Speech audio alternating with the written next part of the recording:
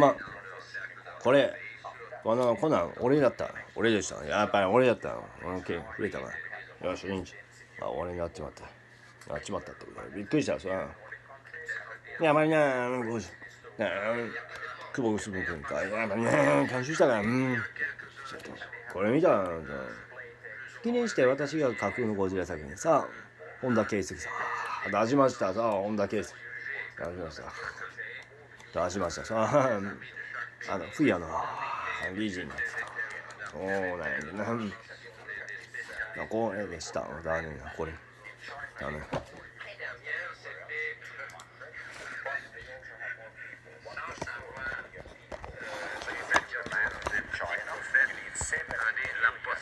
いや、このビラバイのサイトは強かったね。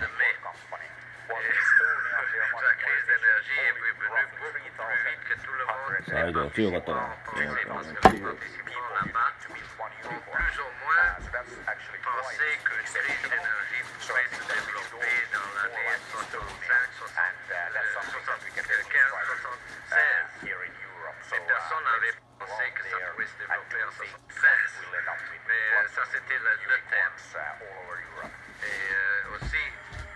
説明するわ。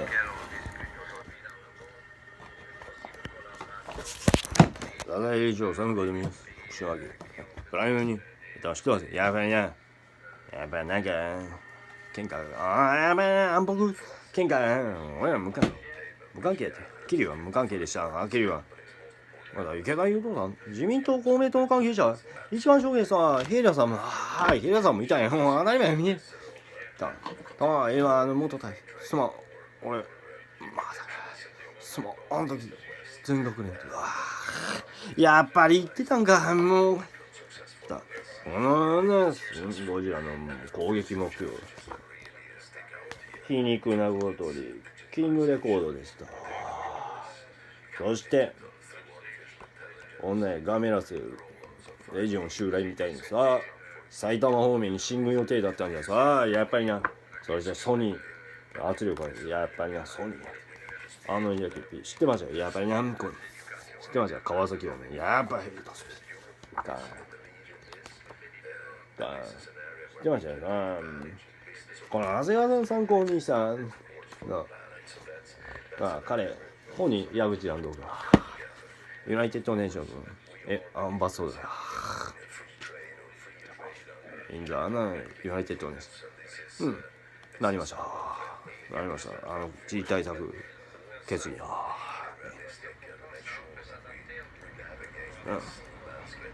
竹野内豊か知ってましたよ。そう言いました。やばいな。知ってたね。大杉蓮さん、これ、お塩かさ、赤木宗則さんの加工、さ、国民を傷つけるわ。さ、やばいな。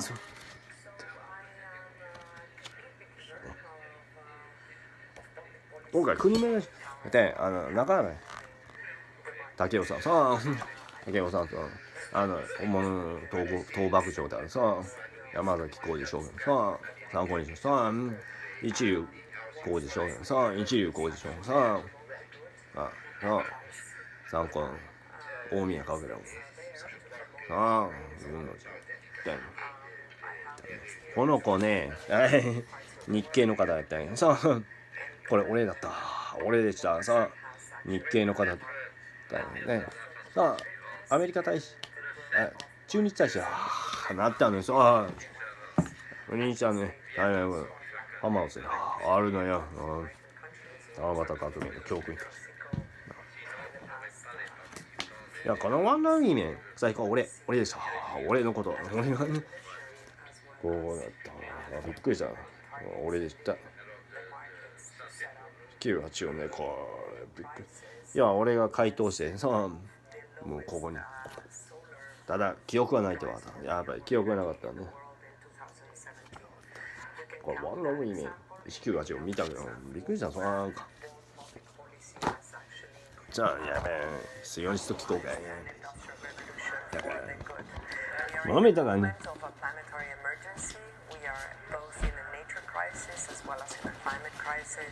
And if the states don't raise up their bar and put strong policy policies in place, it's going to be difficult that we get where we want to get. Businesses are waiting, progressive businesses are waiting, but if we don't have a common playing ground, it's going to be difficult for us to ramp up the mass of the businesses and non-state actors that are ready to act.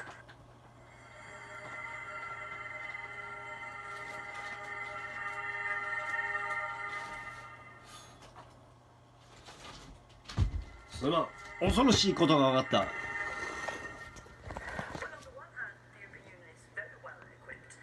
これどうする気やアグと。おい、これ間違って見に行ってもごめん。かっこいいやけどこれみたいな出ました。こんなに圧力がいいみたいな。おい、池澤さんと元合力がね、この辺もみたいな文句みたいなね、なんとかねトロピカルなんとかして、七瀬エイミーさんは一応ごめん上さんキュアコスモス出たね。ところがこの小松みたいこの2名が罰だよ。ダメやったんよさだよ、もうダメやってん。このメンツはちょっとだねえな。オラユイさんはこだとやっぱりね、もめたかあらもうのもこれ見に行ってもだよ。びっくりしたさ。知ってたね、福島県よかったよ。びっくりした俺も見に行ってもだ。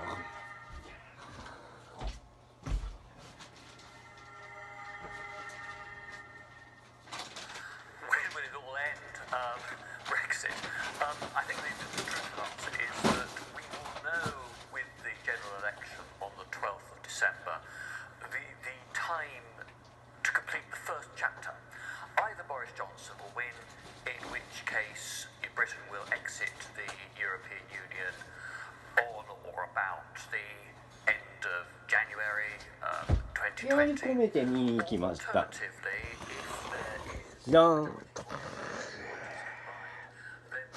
見させてもらったで。見させてもらってね。今日はコスモスやばい、この水揉めたか実は架空やけどね、この2人とこの2人はボイコット。実はこの2人も出る条件として成瀬恵美さんはもう声出しで最終決戦場面よかったんやけど、ところが上すまん声なさ結構重い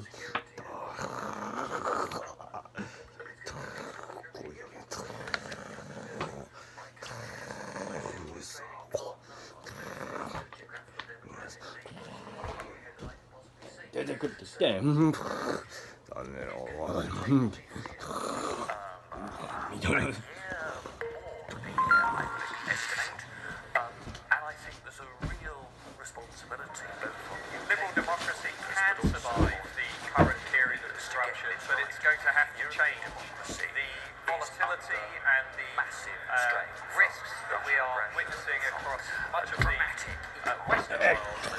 恐ろしいことだった。関田智さん、もしかしてこの銀玉安保クーデター再現か。安保クーデター再現がやっぱり安保クーデター再現がびっくりした。安保クーデター再現でした。マジやった意外に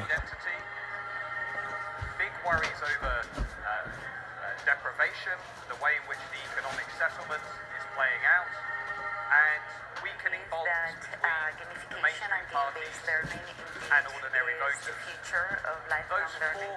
I believe that because as we train the new generation, あれ見に行ったでスター・ウォーズ。見に行きました。これ俺やった嘘俺でした俺はやった俺がねみたいにやってた。俺でしょこの真ん中にパルパティンでまあ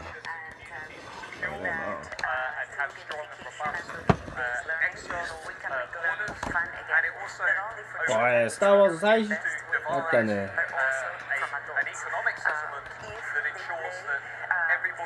あ、ライススカイウォーカーですね。あれやった。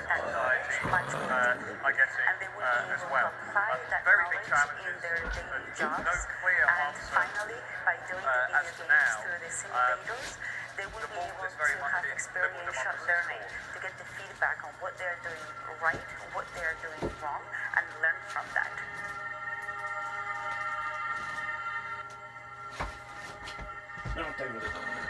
これ見に行ったでジャーニーさん。さっき見に行ったでこれ。だとやっぱりね、これもうなんで香港かって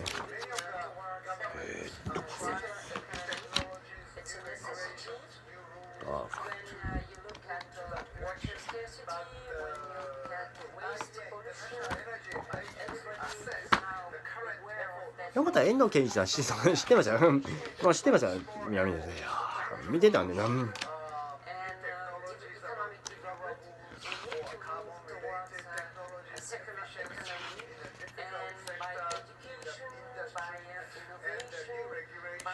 これ言い方はもしかして俺の過去かな。びっくりした。びっくりした。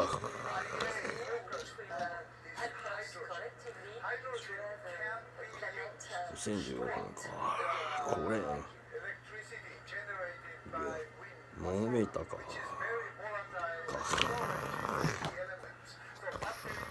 やっぱりね。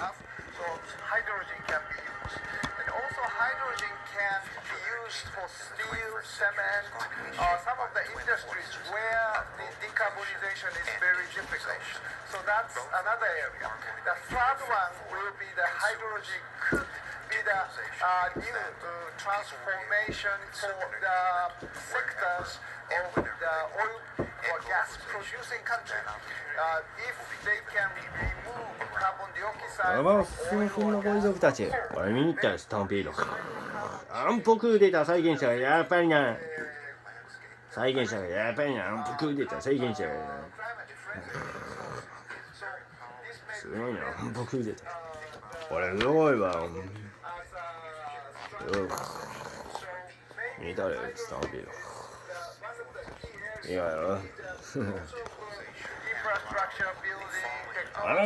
Unnecessary, but hydrogen may give us a good chance to achieve the sustainable future. Is much easier, and we're really living in a golden age of entertainment with many more choices than we have, and that also means a greater democratization of ideas. And again, all of this is happening on a global scale, which is really enabled by digital technology.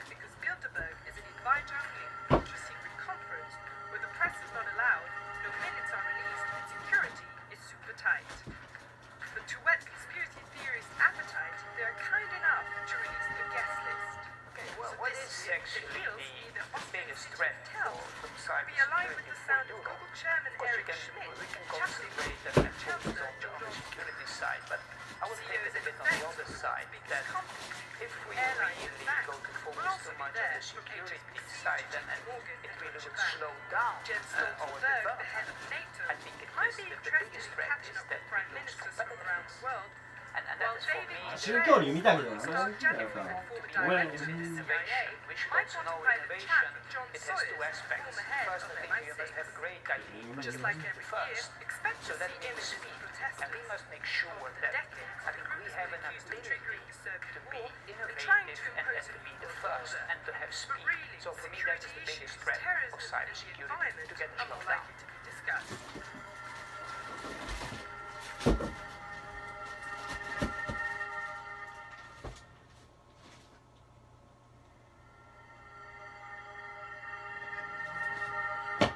So are we suffering from eco-anxiety?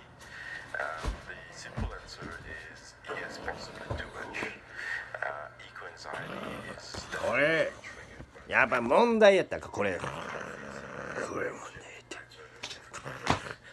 やった。これこり極めこれどうする気や本当にこれもうたくそすぎてね皆さんフォーチュン出てねびっくりしたねもうびっくりした怖いなしやったそうなのああもうやばいなボイコットしてたはいもう決定打にやっと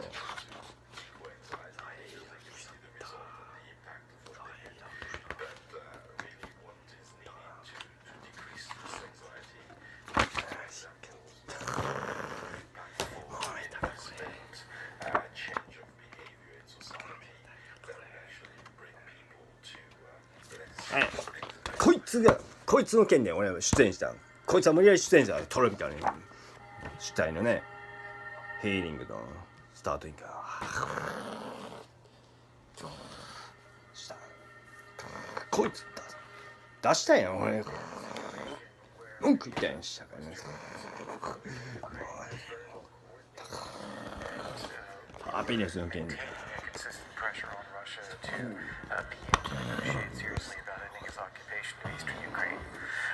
いや、プリキュア最後の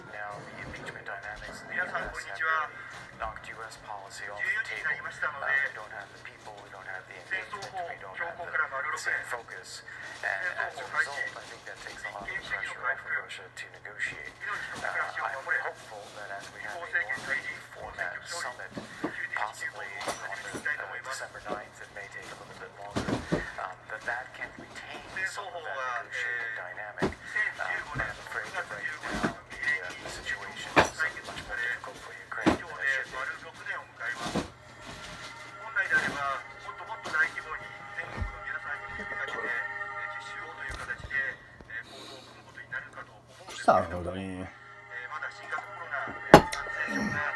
くりした本当に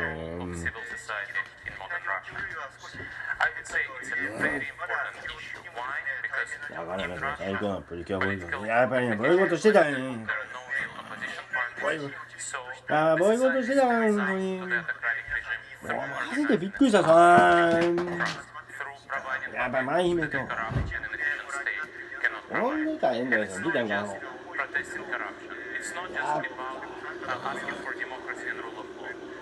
夢だから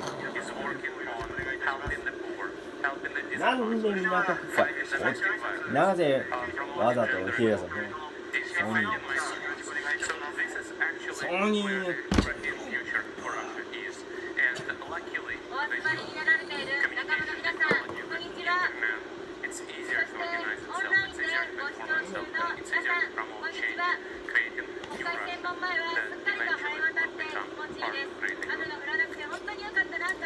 この本成さんは本成さん件で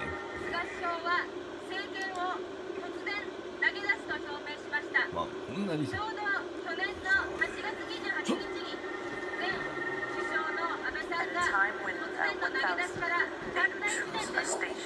at the border between Estonia and Russia to deter possible Russian aggression. When President Macron is speaking about what he calls Saint-Nicolas-League, when citizens in Moldova and Georgia are questioning whether Europe and the US will come to rescue if there is a security guarantee, and when sanctions against Russia and counter embargoes have become kind of the very essence of the idea of the European security policy. Well, what can we expect from Russia? We know that Putin is actually more powerful than most of his competitors. But will Medvedev be a different leader? 大抵みんな英語使ってるすごいね Can you expect a different kind of trajectory from Russia as a 国がスプリカねやっぱりスプリカ inside Russia? これがびっくりや意外とビルなんだ覚えてるよなハルちゃんが思ってこれはアジア人だリトアニアの人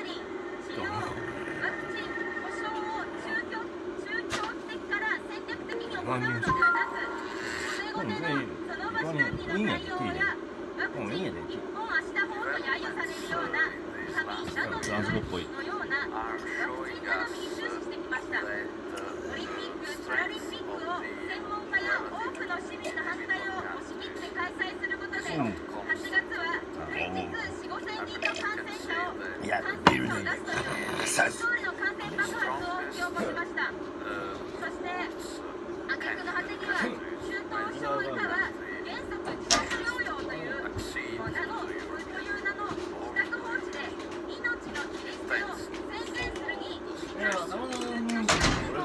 入れてもらえない、さらには救急車も来ないというような最悪の医療崩壊が現実のものとなってしまいました。そしてその中で多くの人々が自宅で治療を受けることなく亡くなりました。救える命も救えなかったことは政治の失敗であり、安倍菅政権の罪は重大です。計算者100近くいた。またコロナ禍は女の不況と言われるほど女性から仕事を奪い、命さえも奪い続けていますが、これもアベノミクスによる女性の非正規雇用の拡大がもたらしたものに他なりません。菅政権発足時の日本学術会議の6人の任命拒否に示される科学、学問、これね、2020歴史に学ばない姿勢がいつでもいとも簡単に戦争を始めたり、私たち自身の命をためらいなく犠牲にすることになるだろうと思います。もはや自民党、公明党に命と暮らしと尊厳を守ることを期待できないし、すべきではないということをきっぱりと訴えていこうではありませんか。6年前の今日、戦争法が強行採決されました。その悔しさは今も忘れることはできません。しかし私たちはその悔しさの中から選挙にも勝てる市民と野党の共闘を鍛え育て上げてきました。今や当たり前のようになっている市民と野党の共闘は6年前までは当たり前ではありませんでした。私たちは先日9月8日、差し迫る天下分け目の成果が確実にもたらされた天下の分け目の戦いなる衆議院選挙を見据えて、立憲民主、共産党、社民、れいわ新選組の立憲野党4党と野党の間で政策合意を締結しました。私たちはこの画期的な合意をもってさらに力強く一つの塊になろうではありませんか。この画期的な攻撃を前にさまざまな弾圧やデマ、そういった選挙妨害が始まっています。私たちはこの一つ一つに6年間の野党共闘の蓄積を爆発させて対抗していこうではありませんか。そして安倍菅政権は毎週男を法務大臣に据えたり、かけ麻雀男を検事総監事にしようとしたり、さらに性暴力男の逮捕をもみ消した中村氏を警察総監にすることで独裁に変えようとしてきました。私たちはこれを許すことによって俺は基準をつける。お墨付きを与えてしまいます。これは言えて。絶対に許してはならないと藤思います。井4体。小川誠は。黙らない女がどんどん生まれていきます。その力は必ず政権交代と新しい政治をダイナミックに切り開いていくと私は確信しています。共に戦い必ず勝利しましょう。ありがとうございました。as a European continent. And we've gone a long way because in 2015 we were hit with a massive crisis. Hundreds of thousands of migrants coming to Europe's shores. And that is not the case anymore. It is true that the overall numbers have decreased. But is that enough? Is it enough to just look at the overall numbers? やっちまったかやめて。 What's happening within each EU country. And I say that because there are certain EU countries, such as Greece, such as Italy, such as Spain, which have taken a far greater hit than others when it comes to migration. やっぱフレッシュか、フレッシュも大切だよ。 But problems do persist in countries like the ones I mentioned. 小松優香 So と the ね。 question one needs to ask is, has Stop Europe it. done enough in order to alleviateなんか。 throughout おめ the でとう entire chain? そう。 Has Europe done enough in Hello. order to share burdens? 大丈夫なんか。 as one of the figures regarding the location of refugees across Europe, then one would realize not 思ったか。 not that direction. And so やば、ファイナ one ル。 is that what kind of Europe we want? We want a Europe where we will share the benefits of Europe, or do we also want a Europe where countries also share burdens?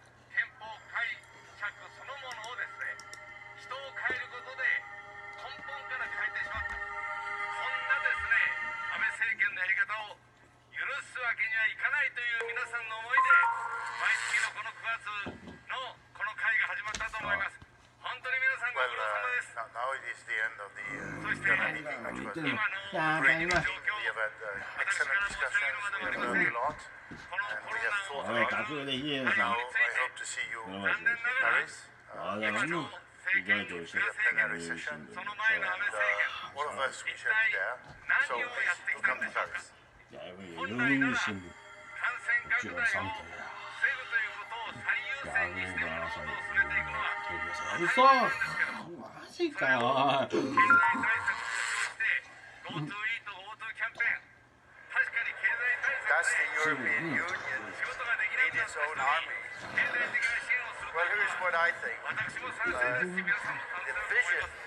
ただ of そ a のやり European 方はです army ね、旅 is 行に行って actually ください、 a 旅行に行ってください、 because it is それではですね、 know what the long-term goal might be. 政策と、そ But して感 is 染 the 拡大 European を army something we can put together right これが now? 今 No. 日まで残念ながら And why not? コロナ感染が First and な foremost, かなか because the European Union does not そうい even う have 間違った感 the 染対策だと思いますが、 mechanism 皆さんい to かが come でしょうか。 up with clear なんとして political もですね、 messages そういった中で and to speak with one あ、 voice 決まったよ。 in あ crisis. 戦闘時代のね、2ヶ月。 Steps 私は which we み in たい the な1ヶ European 月。 Union need to take together 選挙こそ is to change our decision-making process. We need to go from consensus 野党 to の qualified majority voting. そうした行動の中 We で need to learn that all of us, whether we are 27 or 28, いよいよ will 政権 only 交 be 代を listened to, respected, and can only be a military actor in the world if we speak with one voice. And that requires majority voting. So that's step number one. And the next steps are capabilities.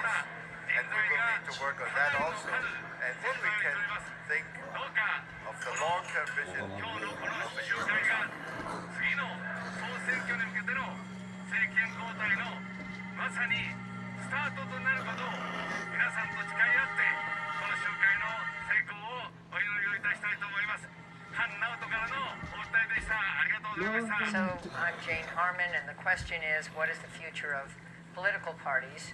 I can speak to the U.S. more than anywhere else.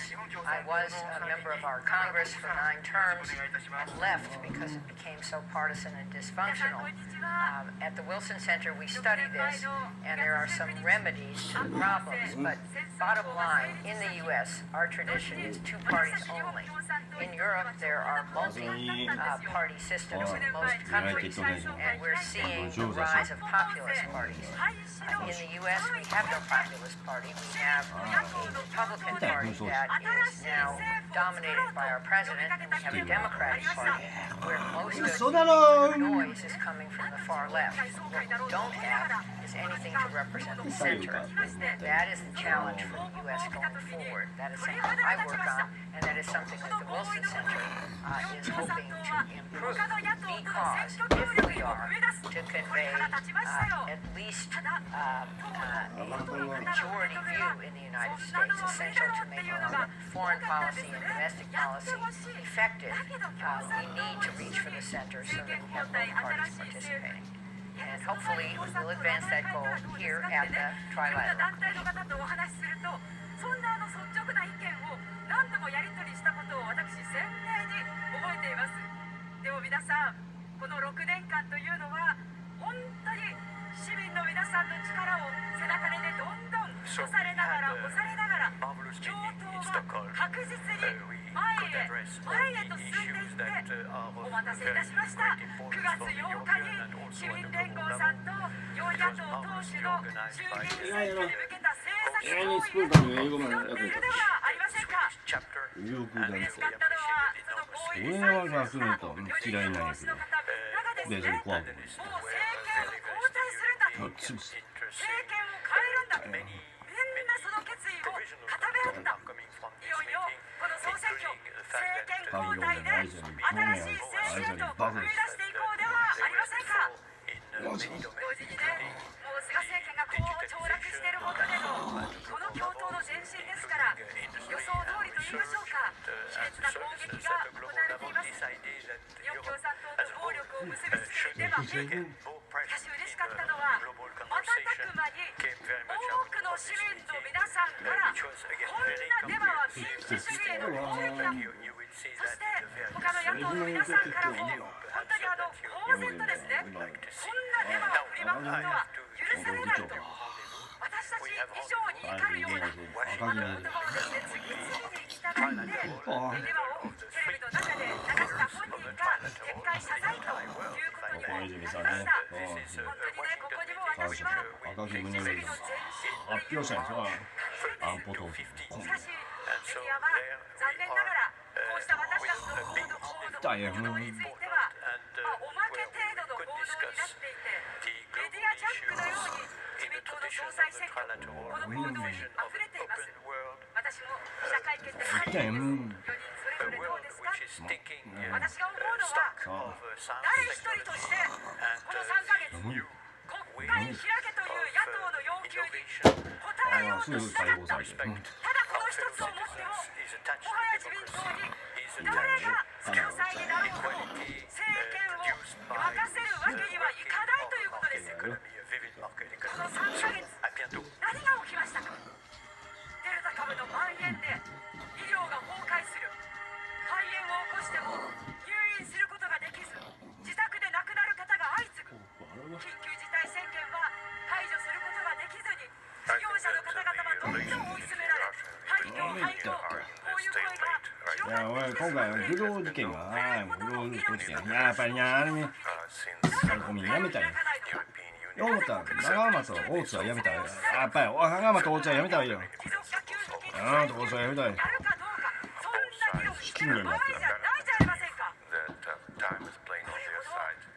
だね不良の拠点だったら無理やったら無理やったらさ安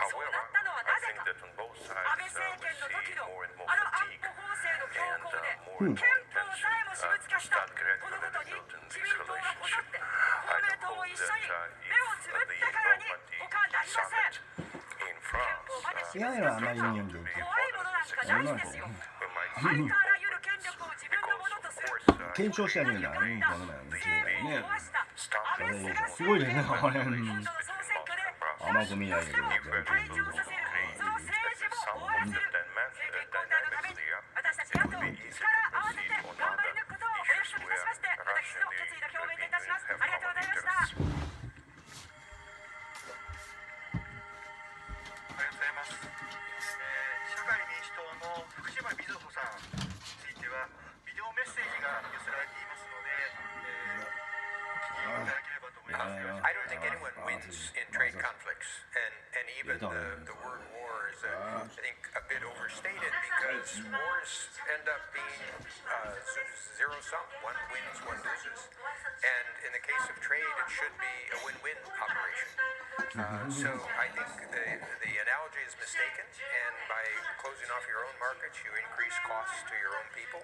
In the United States, about 50% of imports are for commodities or intermediate goods, so if you raise those costs, you raise costs for manufacturers and consumers in the United States, or same would be the case in Europe.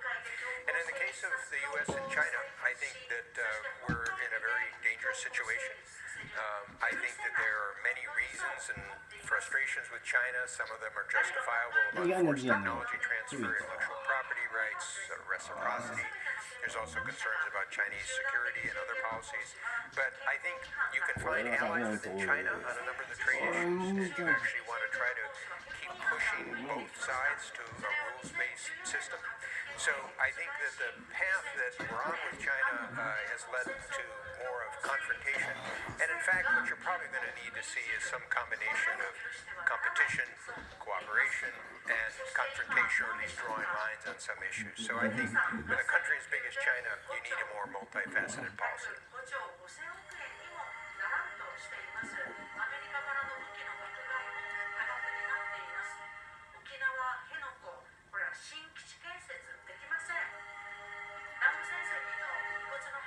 I would say that the characteristics of a Nordic education system is that, first of all, they have a very inclusive system based on public funding where there should be a room for all. I think students are taught to think independently, a lot of critical thinking, and also quite a lot of creativity baked into our education. I would especially commend the Finnish system where they put their best teachers for the youngest students, and they use a lot of resources in preschool and also 1st to 3rd grade to ensure that the children are best possibly equipped for future learning. And I believe that that's the best investment you can make, is to invest in the kids when they're really young, so you lay the foundation for their future learning.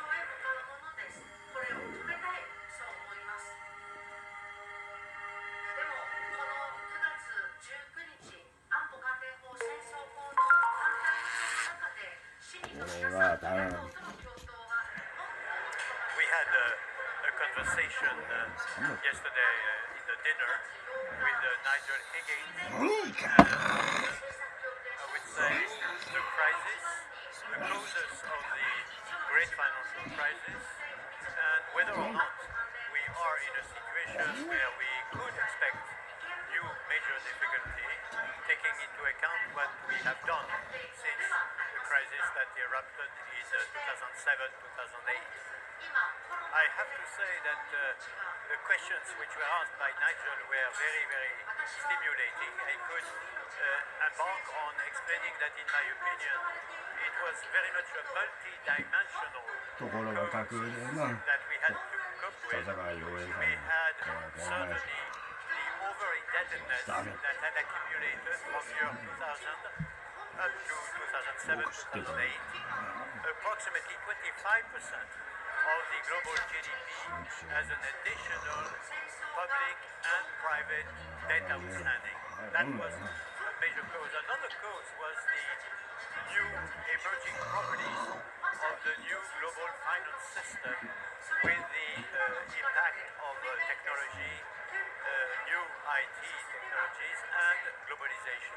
And amongst the properties, the emerging properties that I could witness myself when I was president of the ECB in 07, 08, 09, 10, 11, was that the contagion was taking place extraordinarily rapidly. You know, in the old times, you would expect that a major shock here would be transmitted to the rest of the world as a matter of months or even quarters.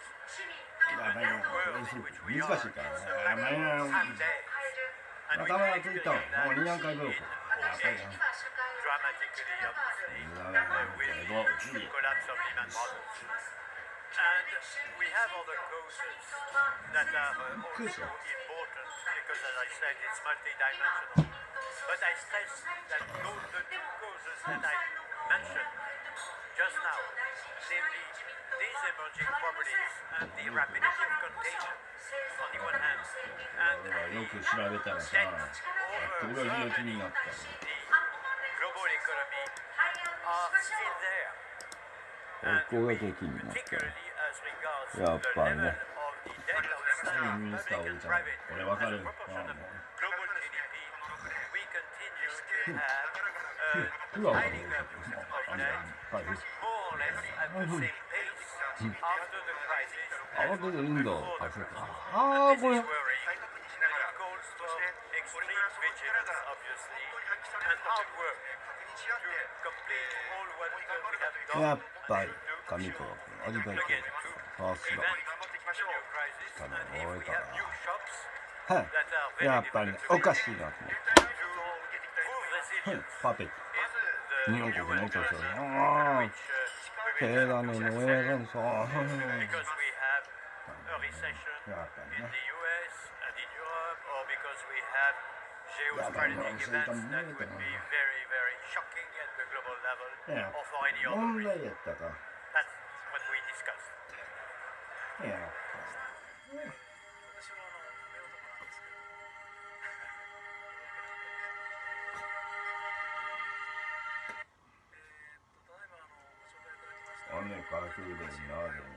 The low carbon economy should come because to avoid the climate change, serious would say effort is necessary.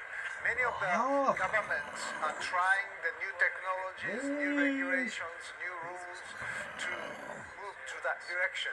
But the IEA, International Energy Agency, assessed the current effort is not enough.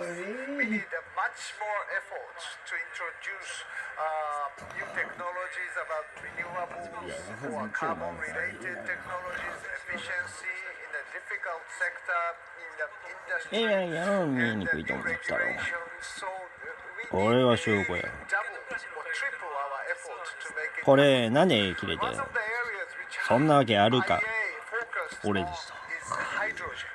Hydrogen can be used to store the electricity generated by wind or solar, which is very volatile, and storage is a key element. So battery may not necessarily be enough, so hydrogen can be used.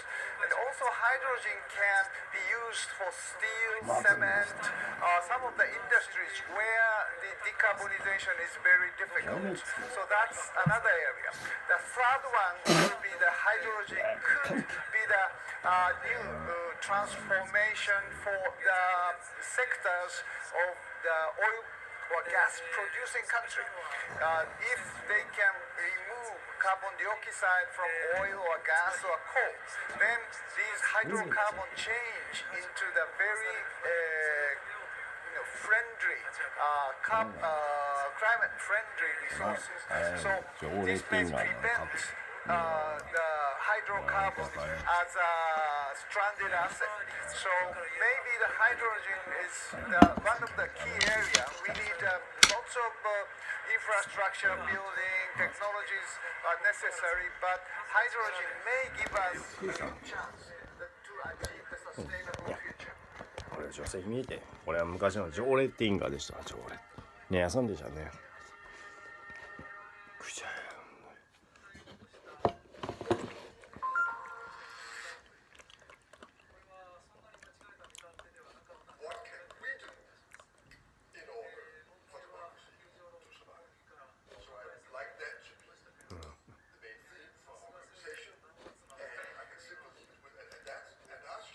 なんなんだこれあれなんだソニーか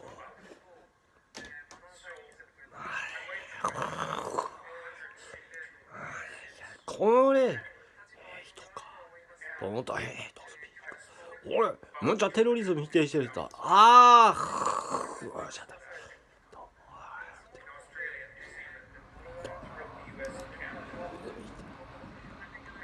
いろいろごめん言われたの知ってるぞこっそり呼ばれたかお前呼ばれたかお前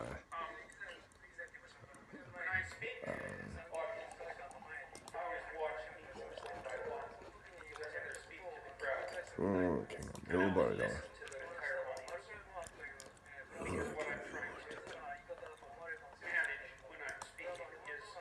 呼ばれたかもうっていやいろいろ前には血液が多かったいてあれではねやばいだからアスカさん姿見たことあったんだよもう見てたんだよ前々言うち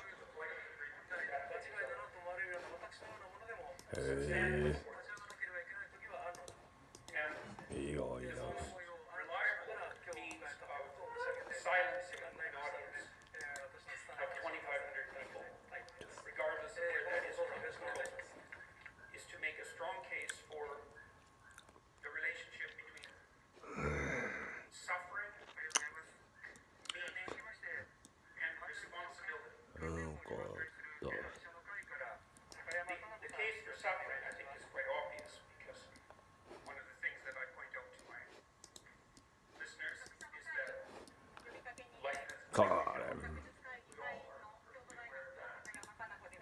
俺が証人だった。無関係なんだ、証人でした。見合ってた。大体思ったらどうやっていくんだよさ。見ろ、あの映像見ても。対採決見遅れて言わん。かぶりやったら言うわ。大臣と同じように言うわ。いいっしょ。ちょっと見遅れ。こんなん自粛せって言ったよ。見ろよ、自粛せって。もう言うわ、本当に。自粛せんかったやろ、本当に。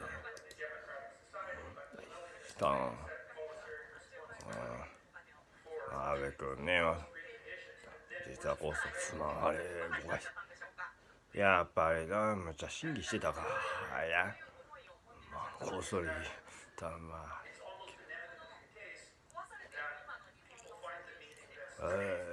飲めたか。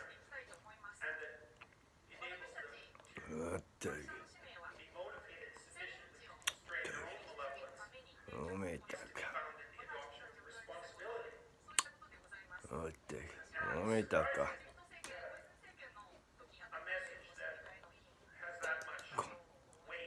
だいたい俺の長時間動画作っていったこう時やって。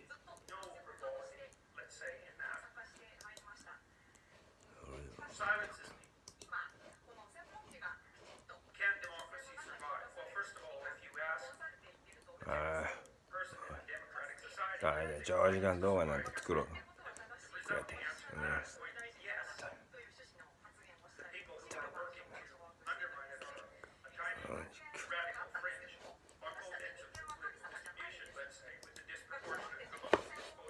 これはこうかった。いや、こうかったか。こうかった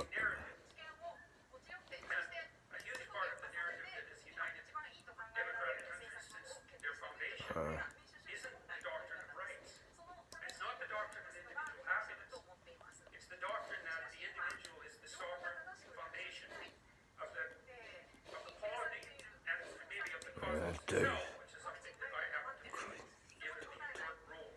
これは昔の俺のビクターや。昔のジョーレッティンガーや。びっくりしたよ。ジョーレッティンガーや。止められない。おまけやった。おまけでした。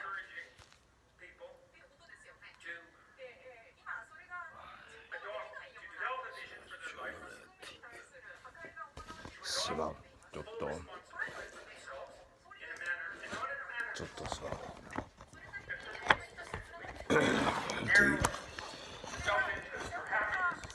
そう。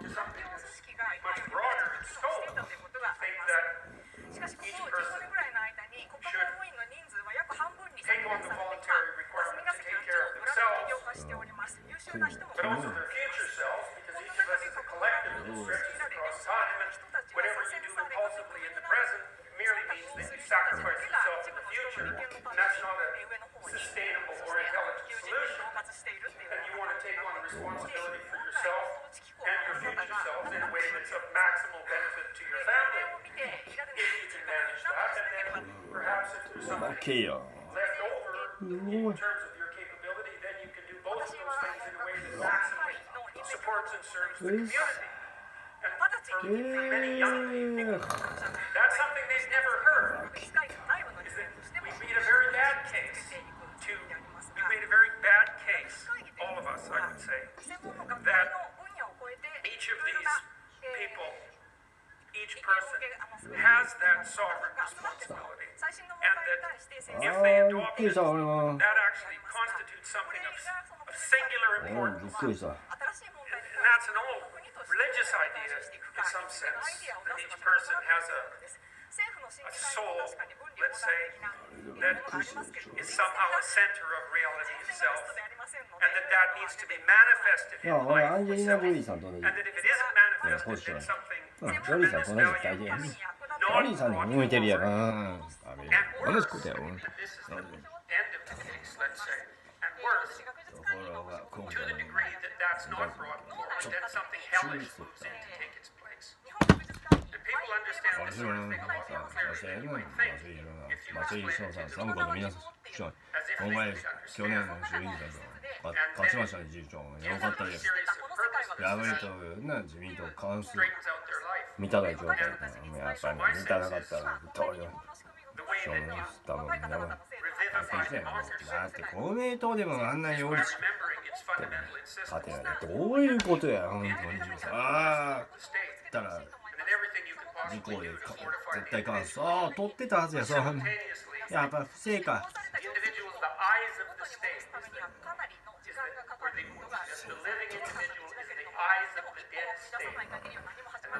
制度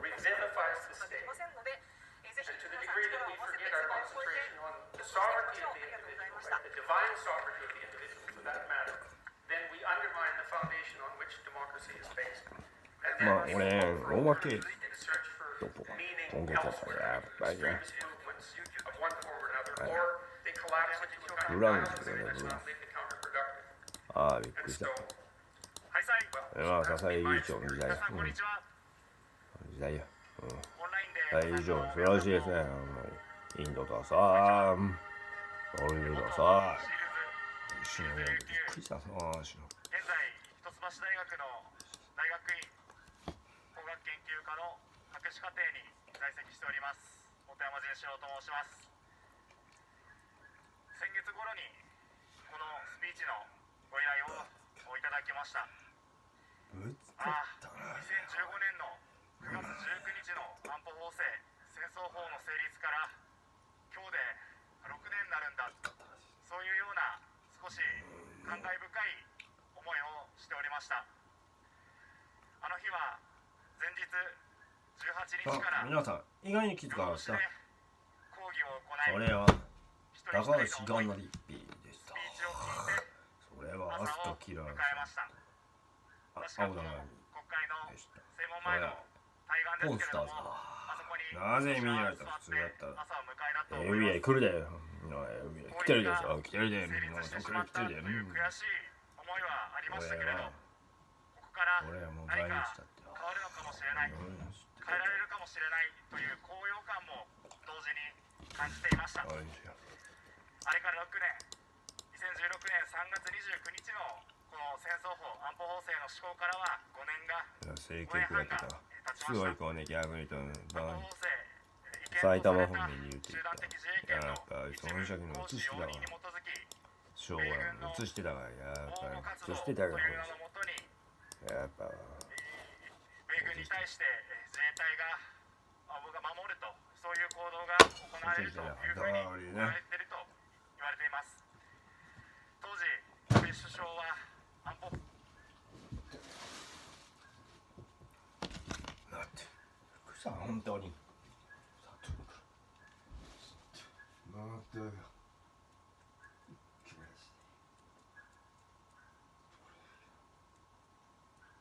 ああ来年に将来やっていいんだよ。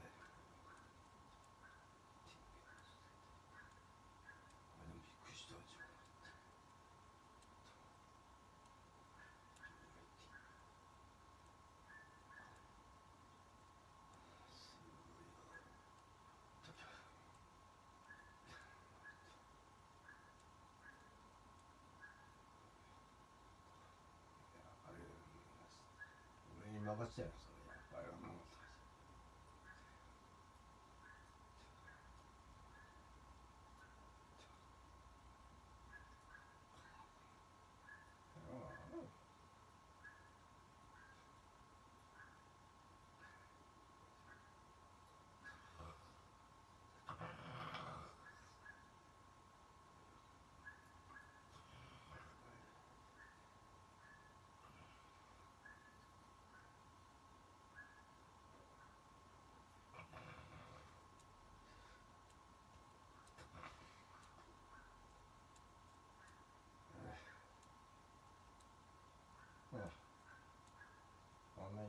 さすがに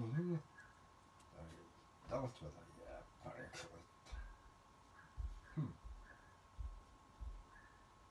たくやけこいつ全然出さんと出してない。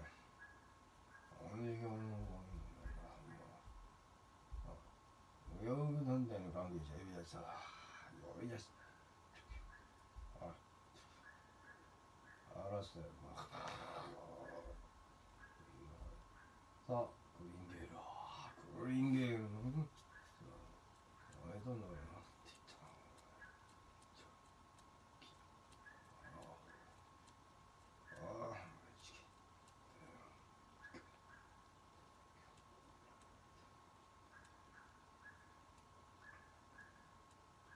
ああ、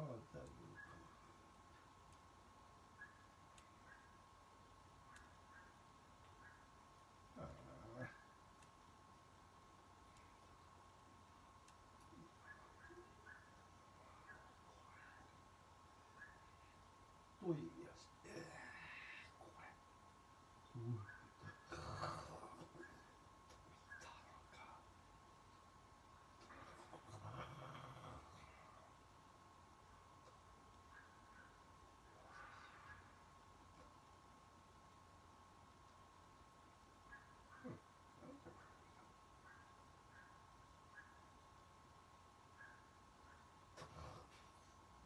埼玉です。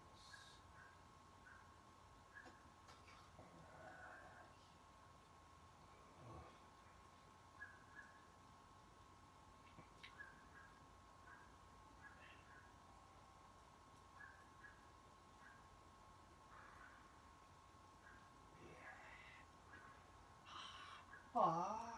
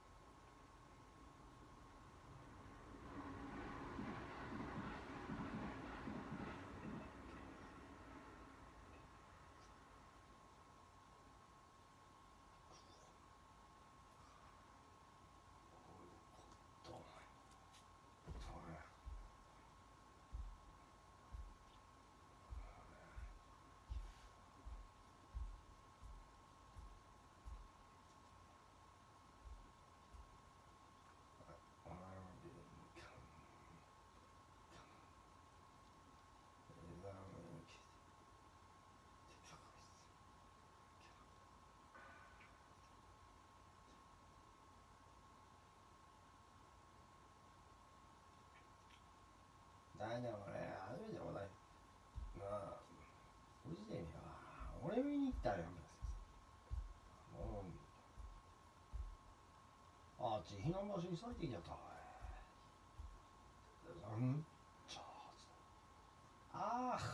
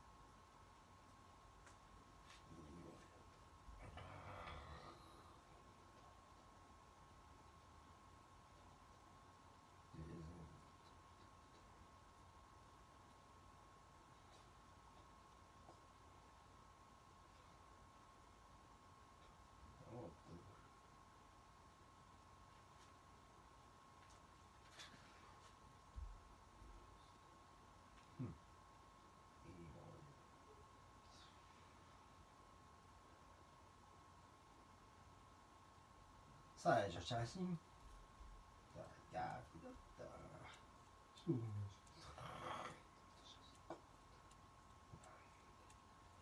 そうな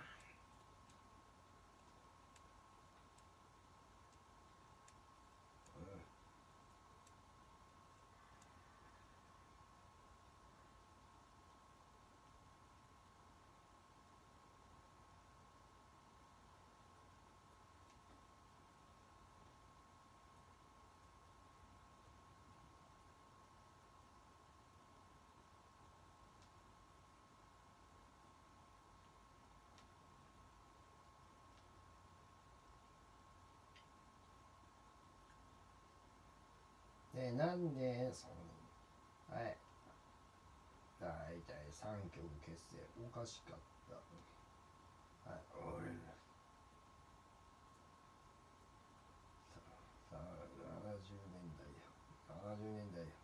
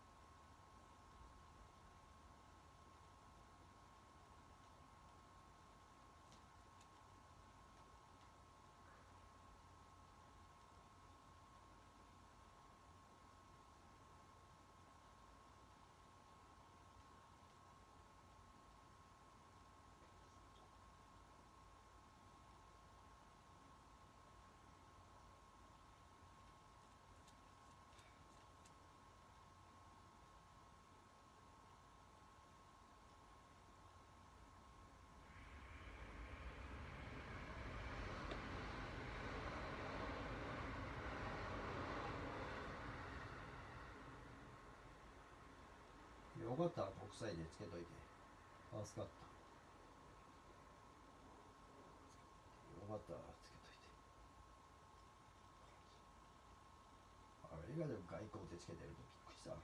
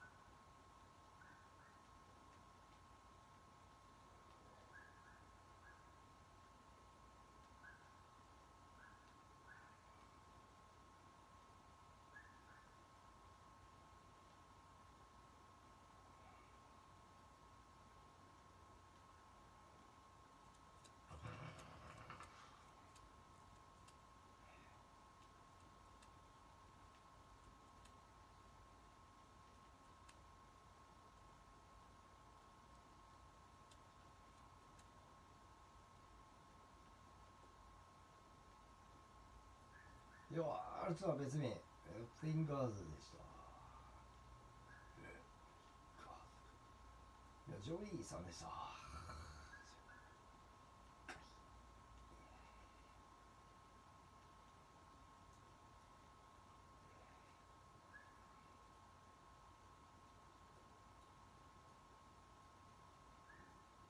これやだな、やったね。これは任せな。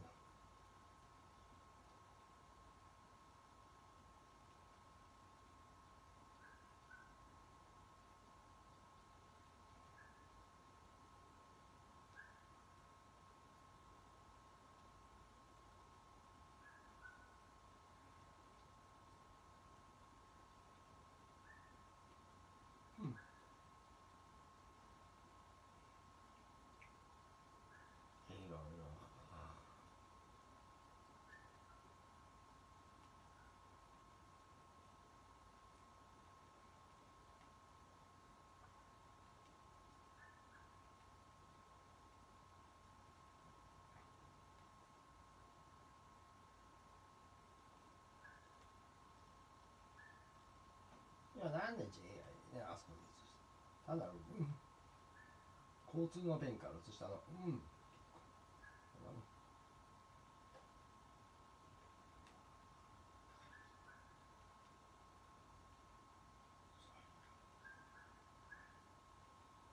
ビルダーバーグ会議でし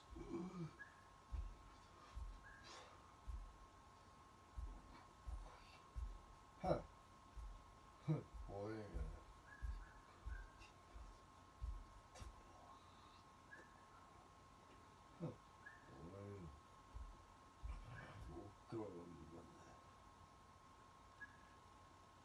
やはりここ恐ろしく、やはりバーに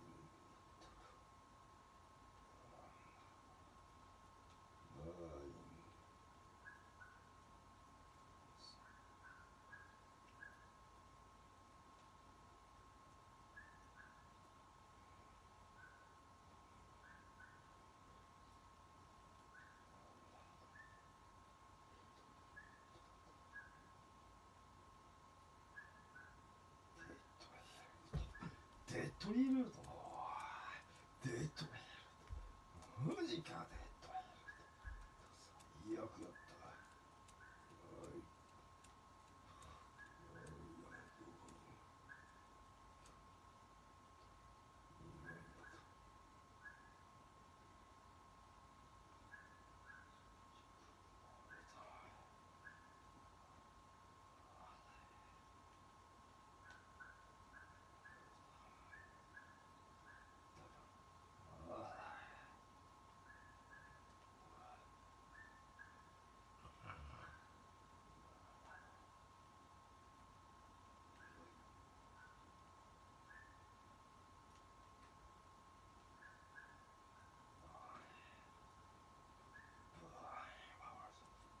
サダル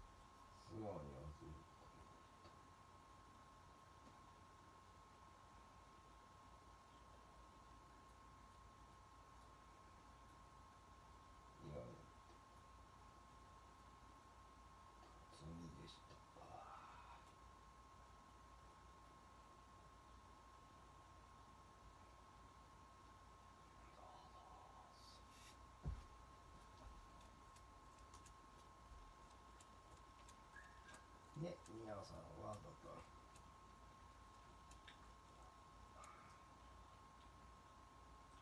やっちまったか。なんだって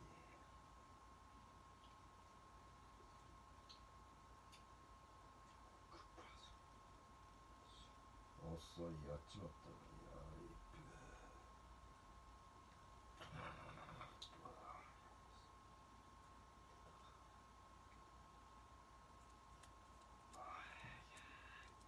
やあ、食べれ知ってた。でこいつ食べれんでも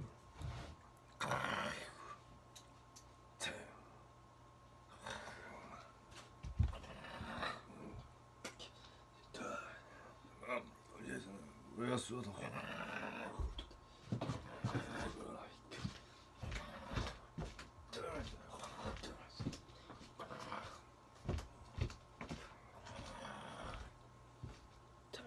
だからやっぱりね、すごいか相当なんだよ。やはりお前か。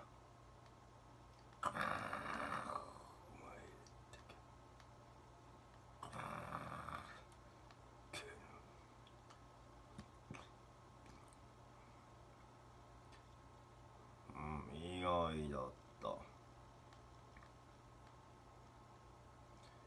お前か。ブロッサムメリー、お前か。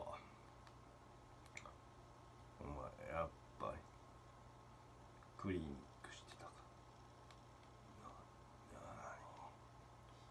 やっぱクリニックってまだじゃクリニック。ああ、せけよっとクリニック。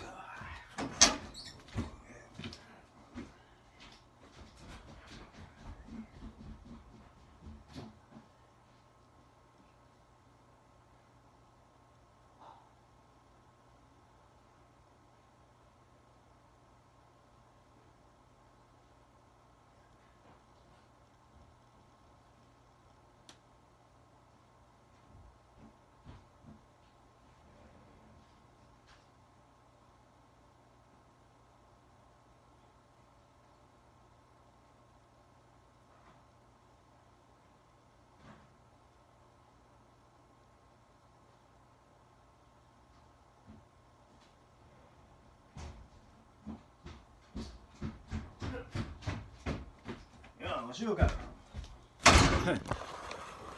この5人昨日とね、黙らした俺が。黙らしたジンとな、俺が黙らした。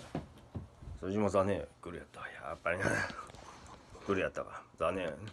のとよしやめねと辻も脅されたから。やっぱりね、脅されたから。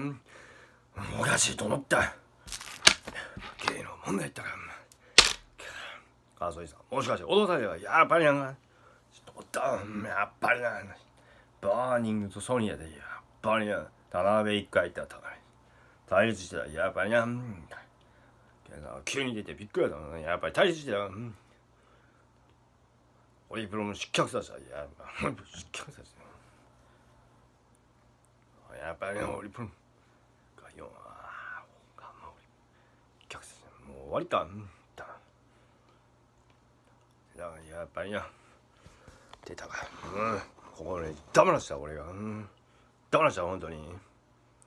ジンと俺が、ジンが介入した方が黙らなかったね、本当に。黙らなかった。ジンたち、まあ、あれ、楽やけどね。ジン君のに変なメールですねって思ったの。ところが、なんだこれ。そうしないよ。あ、これ H45435ヘルプ。なにやっぱりな。これ来たの実は7月やった。まあはい。あんまり興味もなかったね。テレバージョン、ノナが調べたんや。なんだって。4年母公安調査独立権。むちゃいちした。一応、意外やろ。さあ、DGS に勤務の、転勤した経験のあるメンツ。以上、頼むぞ。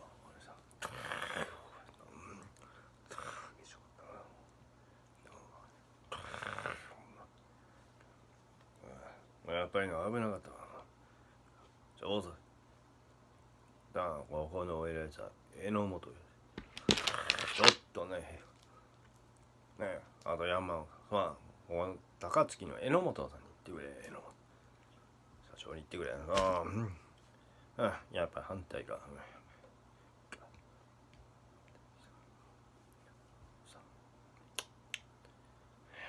残念でした。水は目の元旦那。辻でした。うっさい。くちゃばねさん、びっくりした。どうやったかと。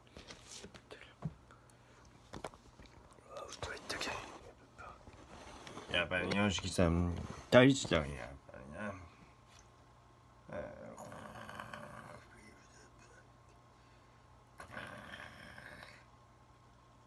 思わぬことで。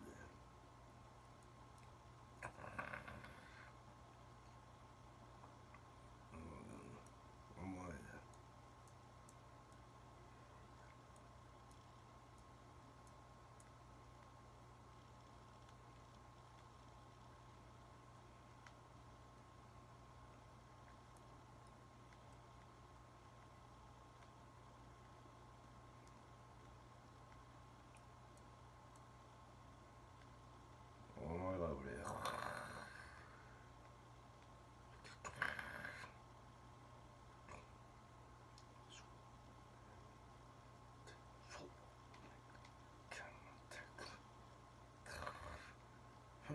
い。やっぱりな、見てて。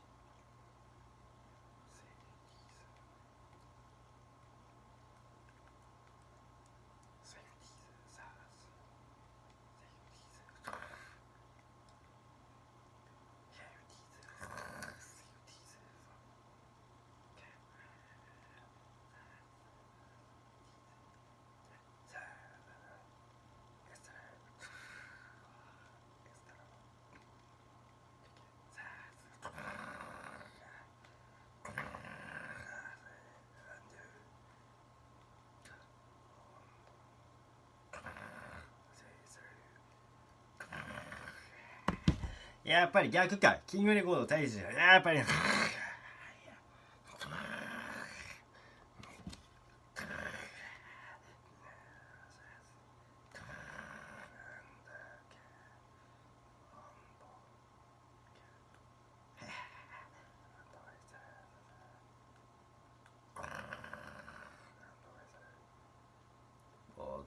外だった。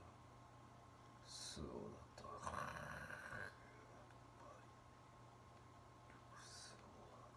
やっぱ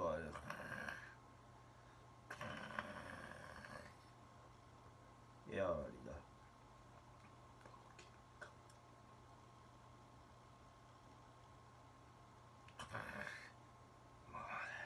やっぱり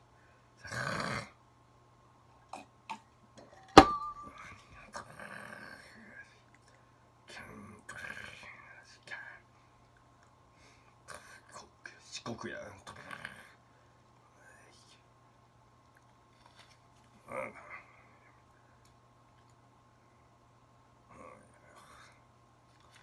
やっぱりなさい。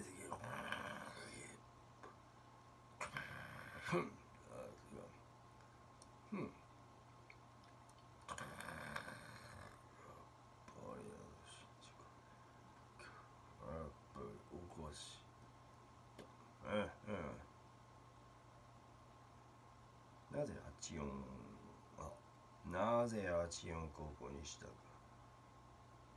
教えようか。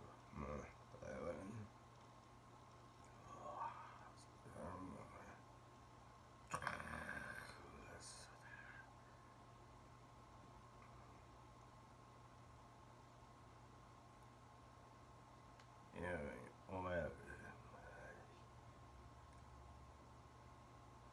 オリプロだった。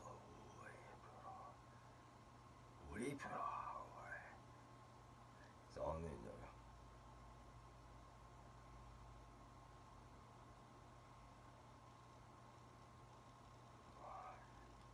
渡辺プロでし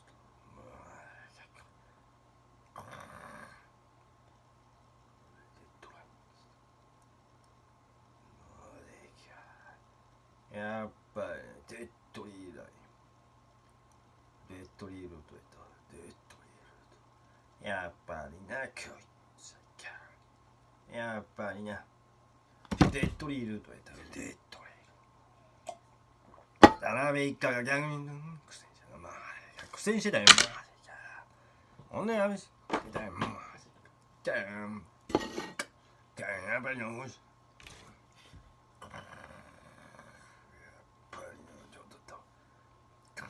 やさすがいいでしょ朝出たいのやっぱ反応したから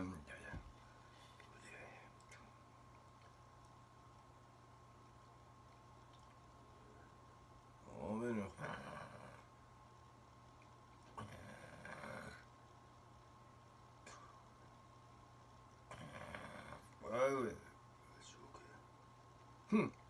やっぱな田辺会長さすが出てたからやっぱりバットワイから渡辺晋と対立したからやっぱりな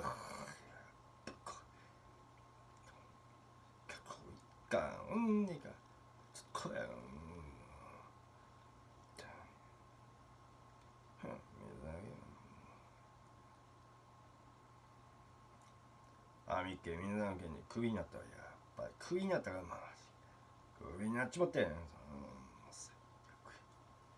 っちまった問題やっぱり暴言でバレたら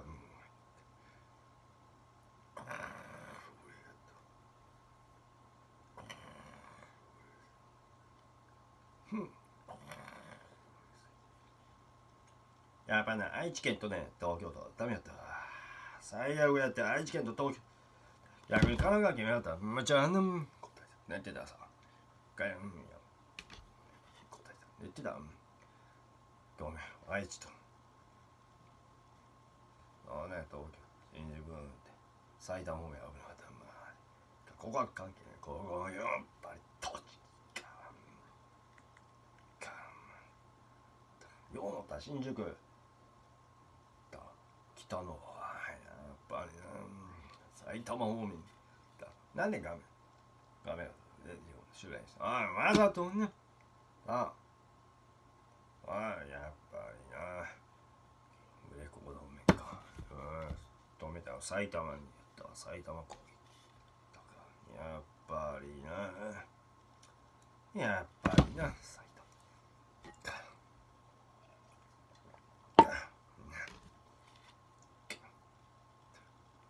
やっぱりね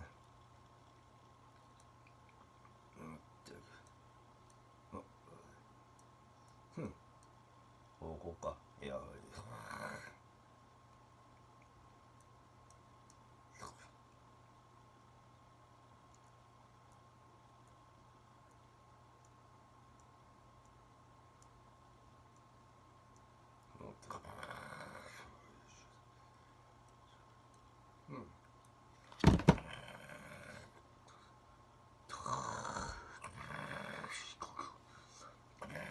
ここから四国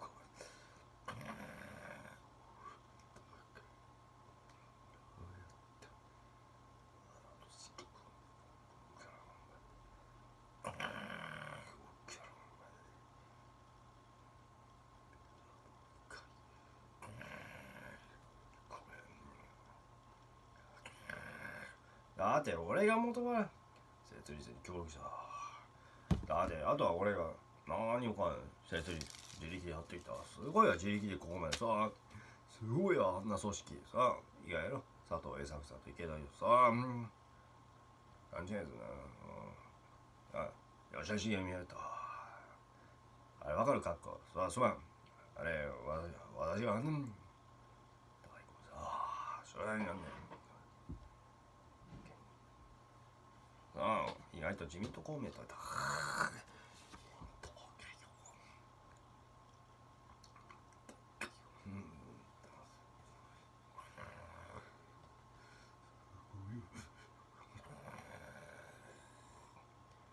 これね何でもいいや最高執行理事最高執行理事そ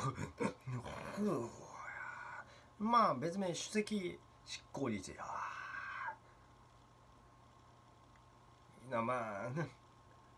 まあ執行責任者しっこりしてした薄いかこりしていうねすごい一度のかそうただささげるよ見る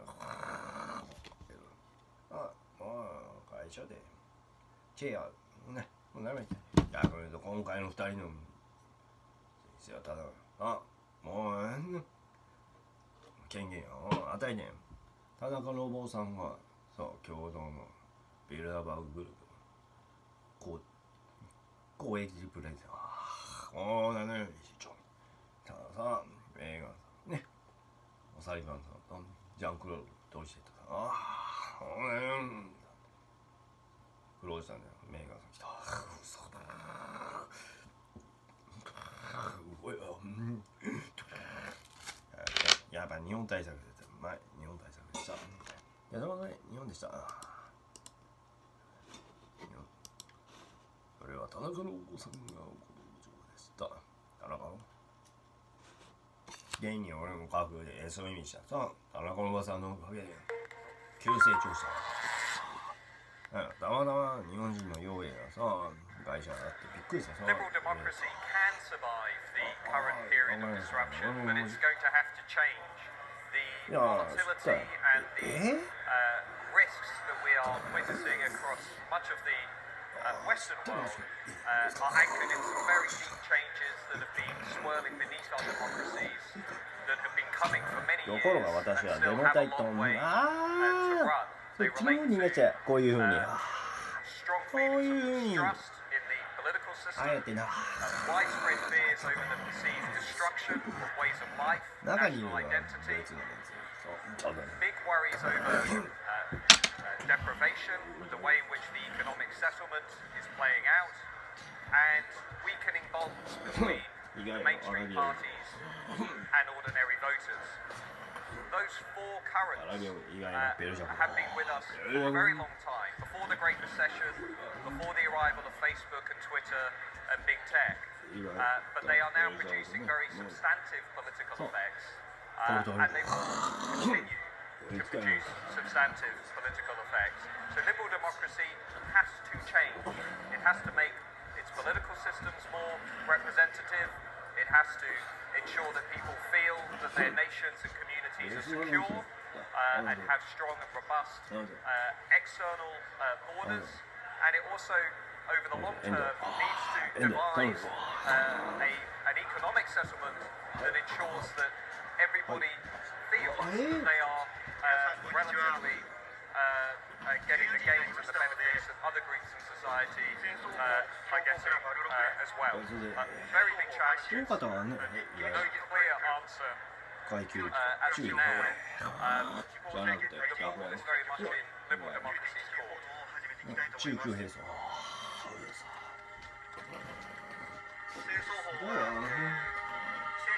年9月15日の未明に採決され、今日で丸6年を迎えます。 So bringing trilateral to Slovenia means also bringing Slovenia to trilateral. And as you know, David Rockefeller Fellows had a pre-program. It is our pleasure that we connected them at the amateur breakfast with Slovenian business society. They were talking about the global issues and how connected the world is with some local representatives and some members of the trilateral. It is also our pleasure that the former Prime Minister, who is the current Minister for Foreign Affairs, Dr. Meatnarcets, had the time to meet with them and discuss where the Europe is today and where the Europe is going. And of course, we have finished our program with amazing lunch with Professor Diana Zocher. それでは主催者挨拶、救助パーソナル実行委員会の石山直子さん、よろしくお願いいたします。お集まりになられている仲間の皆さん、こんにちは。 No, そして liberal democracy will not survive in an unchanged form.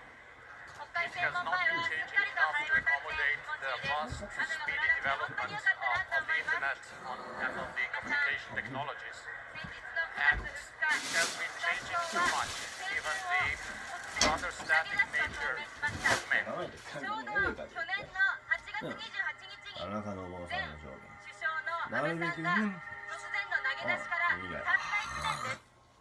2代の内閣が政権を投げ出すとは極めて異例なことです。これは私たちの戦いが安倍菅政権を追い詰めている表れに他なりません。これ休みししかし今マスコミの批判という自民党総裁選はこれまでにあったように偽政権交代劇を演じることで人々の不満をかすめ取り自公政権からの批判をつなぎ止めようとしています。 IP やるあの4人の候補やめ者たい思いっきり何を選んでも最悪の結末しか見えてこない。 Protectionism is 誰 never がやってもみんな a 同じ good ということではない solution でしょう for か。 trade, because in the long run, it will endanger the competitiveness of everyone. The European car industry, whether you talk about OEMs or whether you talk about such suppliers, is very competitive, is export oriented, is very successful on world markets, but most of the companies are not only delivering cars to other parts of the world, they are also producing cars in those parts of the world, whether it's in the United States, whether it's in China, whether it's South ここからいないとね where they 見な have きゃい a けない lot of success. That means 多いくらいうんダメだよ always the better solution. アザール帝国 And for the countries アザール帝国 which want そう safeguard あのため jobs です and 元から prosperity. そしてアザール帝国挙句の果てには中等症以下は原則自宅療養というだからさあ中にやってんの自宅放置でヒストリーを命の切り捨てをそれが数あるいたり救急車が来ても受け入れてもらえない Quantum leader is a new paradigm leader 最悪の医療崩壊が現実のものとなってしまいました。そしてその中で多くの人々が自宅で治療を受けることなく There 亡く are な no りました。 others. There is no 救 separation. 命も救えなかったことは政治の失敗であり、安倍菅 Thus, 政権 a の quantum 罪 leader は would 重 say 大 the です。 problem of ま inequality た very differently, コロナ禍は or the 女 problem の of 教と言われるほど identity 女 very 性 differently. から仕事を奪 Because い we are not 命さえも separate, 奪い続けてい atomistic, ますが、 isolated これも individuals, アベノミクス and に our よる problems 女 are 性 not の非正 separate, 規雇用の isolated, 拡大が and もたらしたものに A 他なりま quantum せん。 leader is ethical, is 菅 moral, 政権発足時 has の compassion. 日本学術会議の6人の任命拒否に示される科学、学問、批判的知見の軽視や歴史に学ばない姿勢はとてもいとも簡単に戦争を始めたり私たち市民の命をためらいなく犠牲にすることになるだろうと思います。 questioning the way things もは have や been done, 自民党、公明党に命と暮らしと尊厳を守ることを期待できないしすべきではないということをきっぱりと訴えていこうではありませんか。 thrives on chaos. 6年前の今日、戦争法が強行採決されました。 And a その悔 quantum しさ leader は今も忘れることはできません。 called to しか serve. し私たちはその悔しさの中から選挙にも勝てる市民と野党の共闘を A quantum 鍛え leader 育て上げてき is ま a した。 servant ええ leader. 今や当たり前のようになっている市民と野党の共闘は Others and to serve the 6 world. 年前までは当たり前ではありませんでした。チャタンビエビ私たちは先日9月8日差し迫る天下分け目の成果が確実にもたらされた天下分け目の戦いになる衆議院選挙を見据えて立憲民主共産党社民れいわ新選組の立憲野党4党と市民連合の間で政策合意を締結しました。私たちはこの画期的な合意をもってさらに力強く一つの塊になろうではありませんか。 authoritarian regime really don't have genuine elections, and この画期 so 的 what な are you 攻 going to 撃 do を when 前 you に are attacked? さまざまな I think we need a デマ broad range そういった of 選挙 responses, 妨害が始まっています。 beginning with 私たちはこの一つ一つに6年間の野党共闘の蓄積を爆発させて対抗していこうではありませんか。 you don't have the kind そ of して issue 安倍 you 菅 had 政 in 権 U.S. は presidential 毎週 elections, 男を法務大 where 臣に because 据え of た the り、かけ麻雀 electoral 男を college 総 system, 監 some 事、現 states 地 had 総監事にしよう far としたり、 more さらに weight. 性暴力男の I 逮 think 捕を we もみ need 消した to kind of electoral systems we have and make sure that we get a broad representation rather than a simple binary decision of a first past the post election system. We need to think about our asymmetric advantages. We have rule of law. That's pretty important. It's interesting. The authoritarian regimes all place their money abroad in places where there is rule of law. Why? Because in an authoritarian regime, you can just lose everything all at once. Someone takes your money. Whereas if it's in the West or the rule of law country, then that's unlikely. Well, maybe we can make it more difficult to keep your money here. Or we can be much more we definitely should be much more transparent about ownership. After all, much of the money laundering that we see from the authoritarian states that are attacking us goes through anonymous shell companies. These are again issues that need to be taken up by government authorities in order ultimately to defend democracy. 戦争法の大役、まさに法制局が死んだその日だと私は感じております。もともと法制局というのは政府の機関ではあっても歴代の法制局が積み上げてきたいわば憲法判断をですね、大事にしてそれを伝えてきた機関であります。それが法制局とかを外務省出身のつまりは普通の役人のそういう人に変えることによってそうした積み上げてきた憲法改革そのものをですね、人を変えることで根本から変えてしまった。こんなですね、安倍政権のやり方を許すわけにはいかないという皆さんの思いで毎月のこの9月のこの会が始まったと思います。本当に皆さんご苦労様です。 so that companies can be scaled up very quickly. For example, in my own experience, I started working with Pinterest when there was less than 200 of us. 3 years later, there is a few thousand of us. And the company culture and everything wasn't lost, and the new people got hired. And then I think the last thing is that universities, as well as kind of companies, focus less on protecting their IP and really trying to move as fast as possible. Because if we think about innovation is about moving fast, and it's not so much about building walls and figuring out how to do the next step very carefully. It's really about running and iterating fast. And if we run and iterate fast, then the success will be there, and kind of little details don't matter that much. And I think this is important from the viewpoint of university, letting the research be put in the public domain and really benefit the environments in which the university's professors operate, as well as in terms of companies sharing the information and flow of people with each other. So there is, for example, in Silicon Valley, a lot of different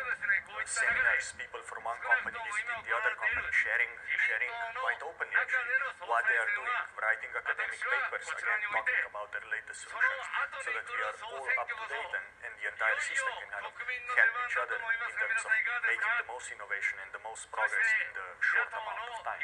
Because I think the question is not can we innovate, but the question is, or can we invent something? But the question about innovation is, can we be the first ones to do something? So it's as much about the speed as it is about the substance.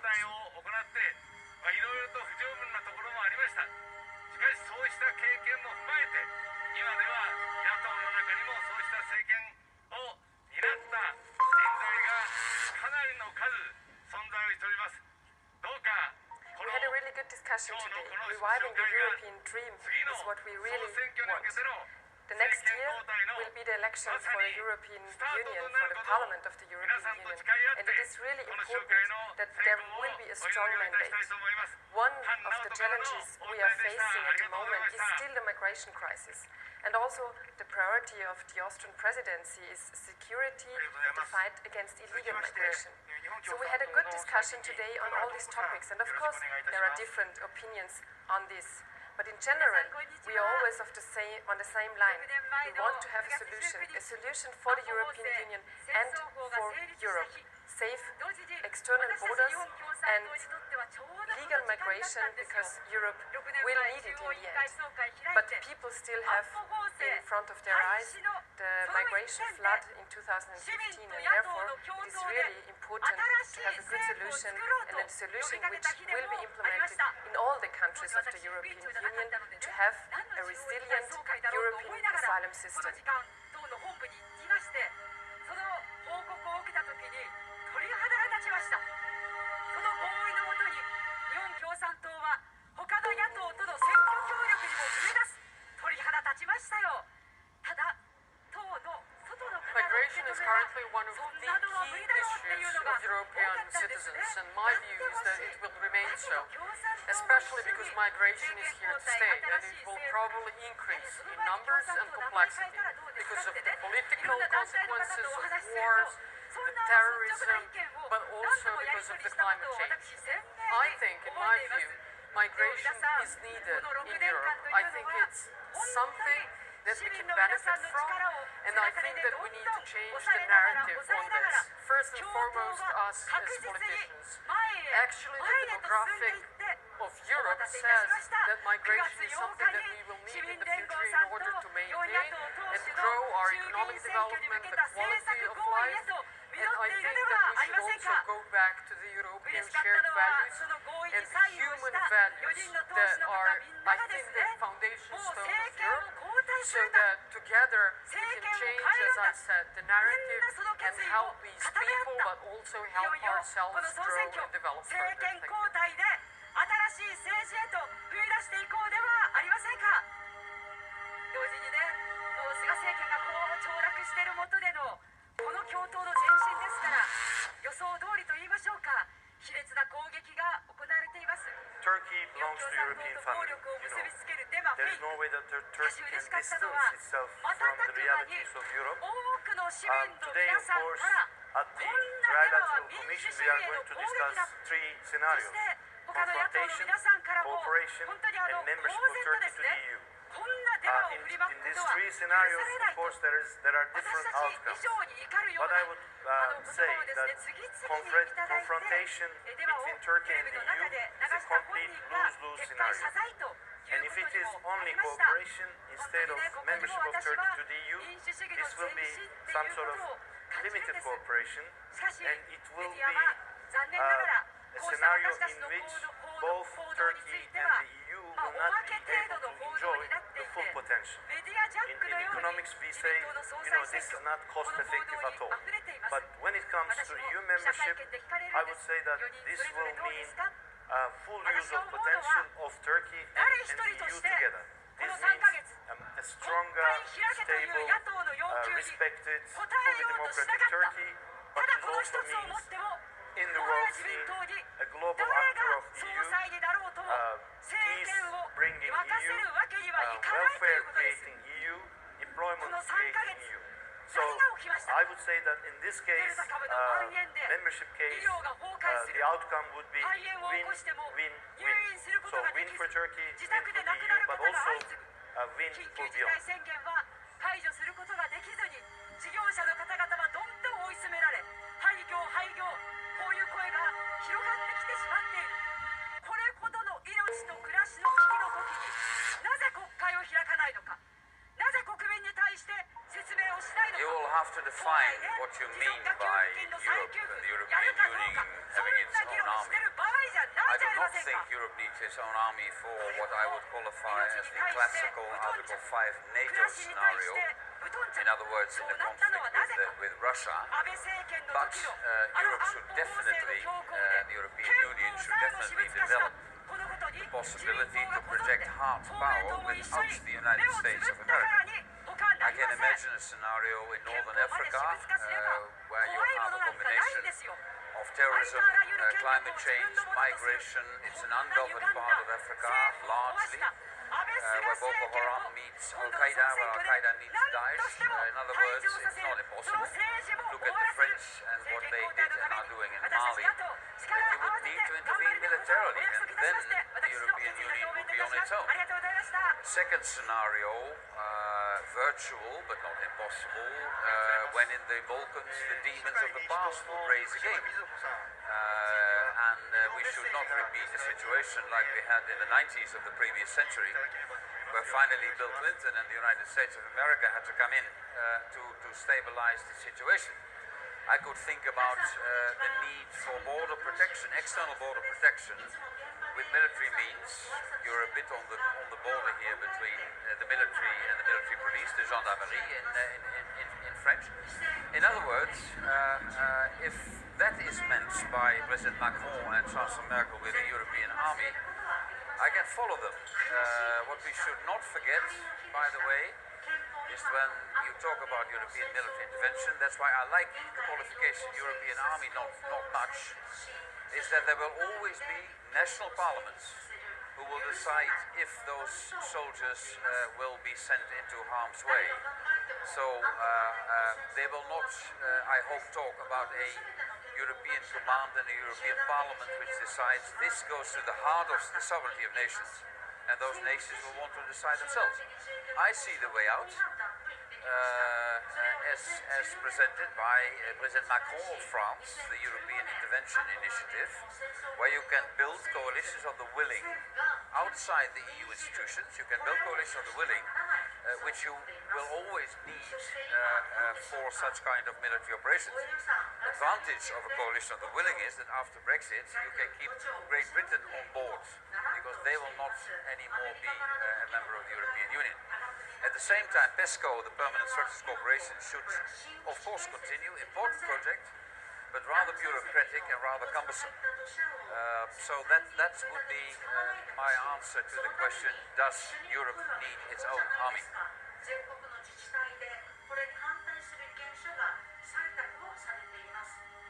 そ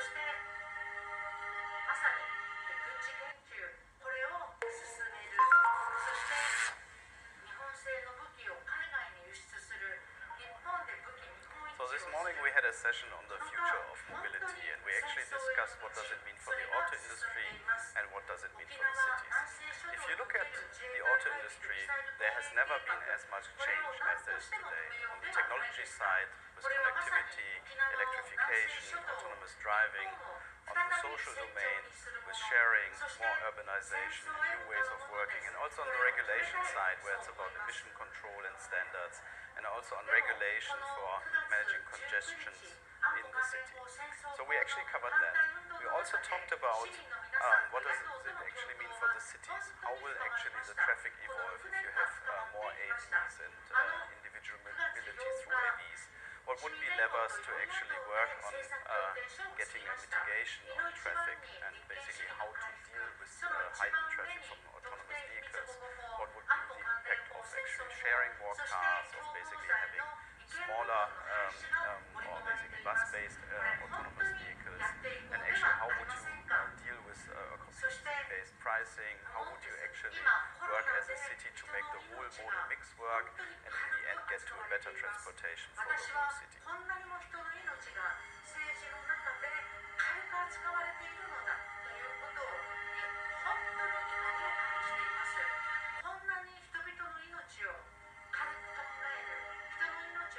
Strategic mission for Europe is to care on the globalized world.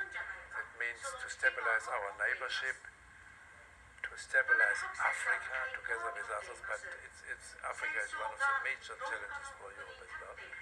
And of course, to make our European values as attractive as possible in the global competition, which order is the better one.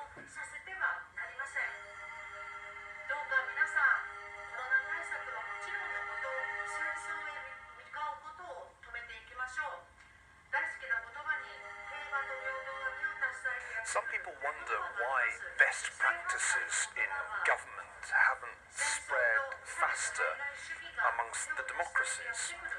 When you see, for example, that New Zealand has solved the problem of public finance, why doesn't everybody copy it?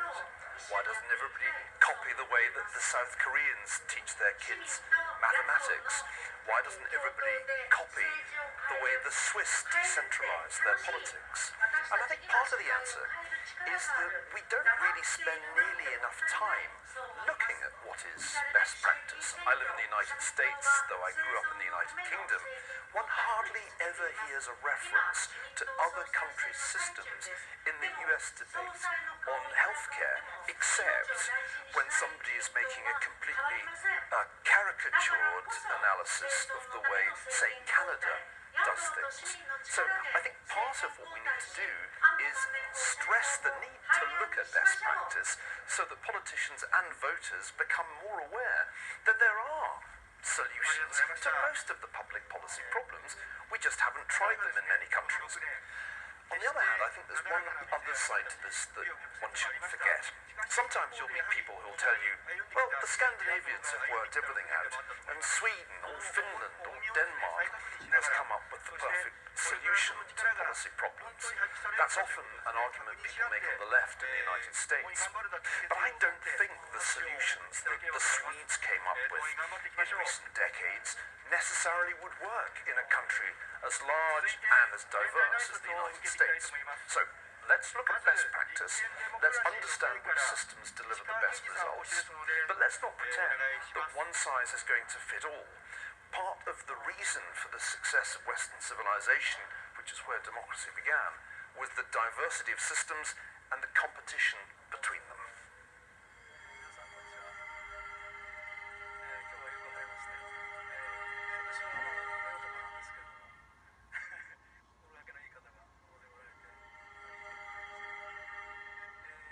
I recently read that information is now the world's most consequential and contested geopolitical resource. I think that's right. Global internet penetration has revolutionized the information domain, and information operations, which aren't new, are dramatically expanding in scale and scope. This is a new challenge for media organizations, which are already facing a business model crisis and declining trust. Meanwhile, AI advances confer strategic advantage to those with access to lots of data. This has implications for privacy, but also for the information advantage that democracies have traditionally enjoyed.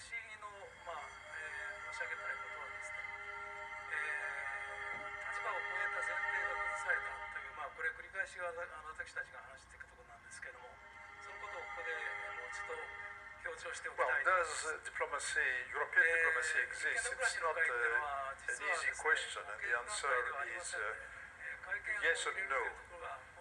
Yes, in an institutional sense, that is, Mrs. Mogherini today exists, she travels, she can deliver some messages for Europe, but I would say certainly not on the most fundamental issues of foreign policy, because the members of the European Union are, many of them, very old nation states, that they have their own foreign policy, defense, security apparatus, and so forth and so on.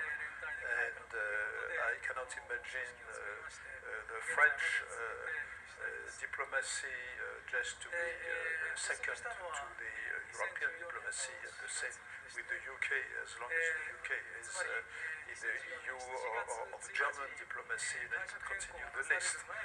So, in my judgment, the best merit of the EU diplomacy is first to perhaps reduce as much as possible the differences between the various diplomacies of the member states.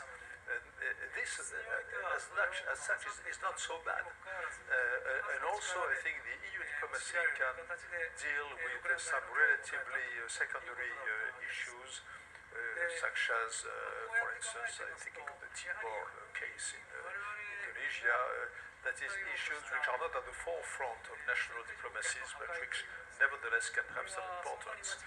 So, to conclude, I would say that the real European diplomacy will exist only the day when the Europeans have a clear understanding of what they want to achieve, what is the identity of the European Union still to be built, because diplomacy, like defense has to do with protecting the identity of the political unit.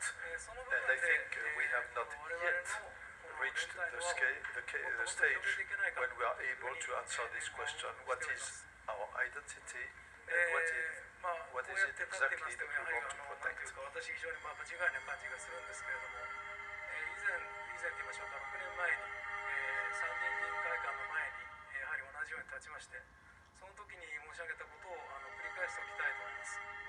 その時にお話したのはマルグレムワンというフランス語だったんです。言い方だと思われるかもしれませんけれども、これはロマンロランの言い方なんですけれども、Rising power, as Thucydides wrote about Athens, threatens to displace a ruling power like Sparta, or in the current situation, a rising China threatens to displace a ruling US.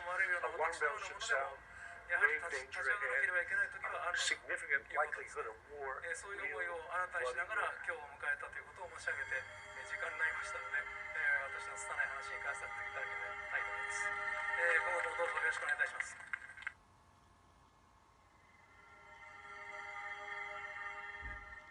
I think China's rise will change the international configuration from the unipolar to bipolar, and also possibly and make the world order and different from before.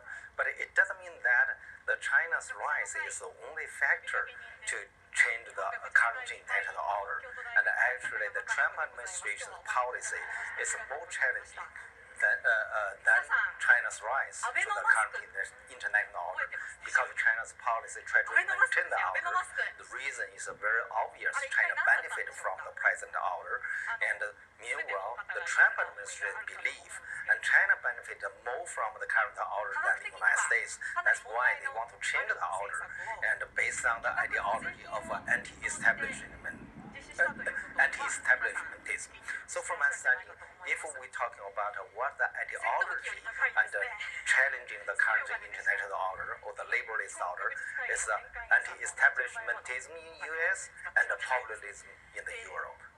いつから日本ってこんなにバカになっちゃったんでしょうか。こんなはずではないという思いを持っていらっしゃる方も多いと思います。この壊されている今の日本の政治システム I think in economic terms, it's already shaping up to be the Chinese century. By 2014, according to the IMF, China was the world's largest economy by purchasing power parity, and in other respects, China is already the world's largest manufacturer, the world's largest exporter, the world's largest market for a great many important commodities such as vehicles. The question is whether that economic power translates into political power and strategic power, because I think most people would agree, probably even in Beijing, that America remains the world's dominant political power. And the question is, will that economic mismatch between economic power and strategic power change, and China will become the dominant power, not just economically, but politically? It's too soon to tell that, however, on that, because there are a lot of different variables. Will there be a direct conflict between China and the US, for example, over dominance of the Pacific?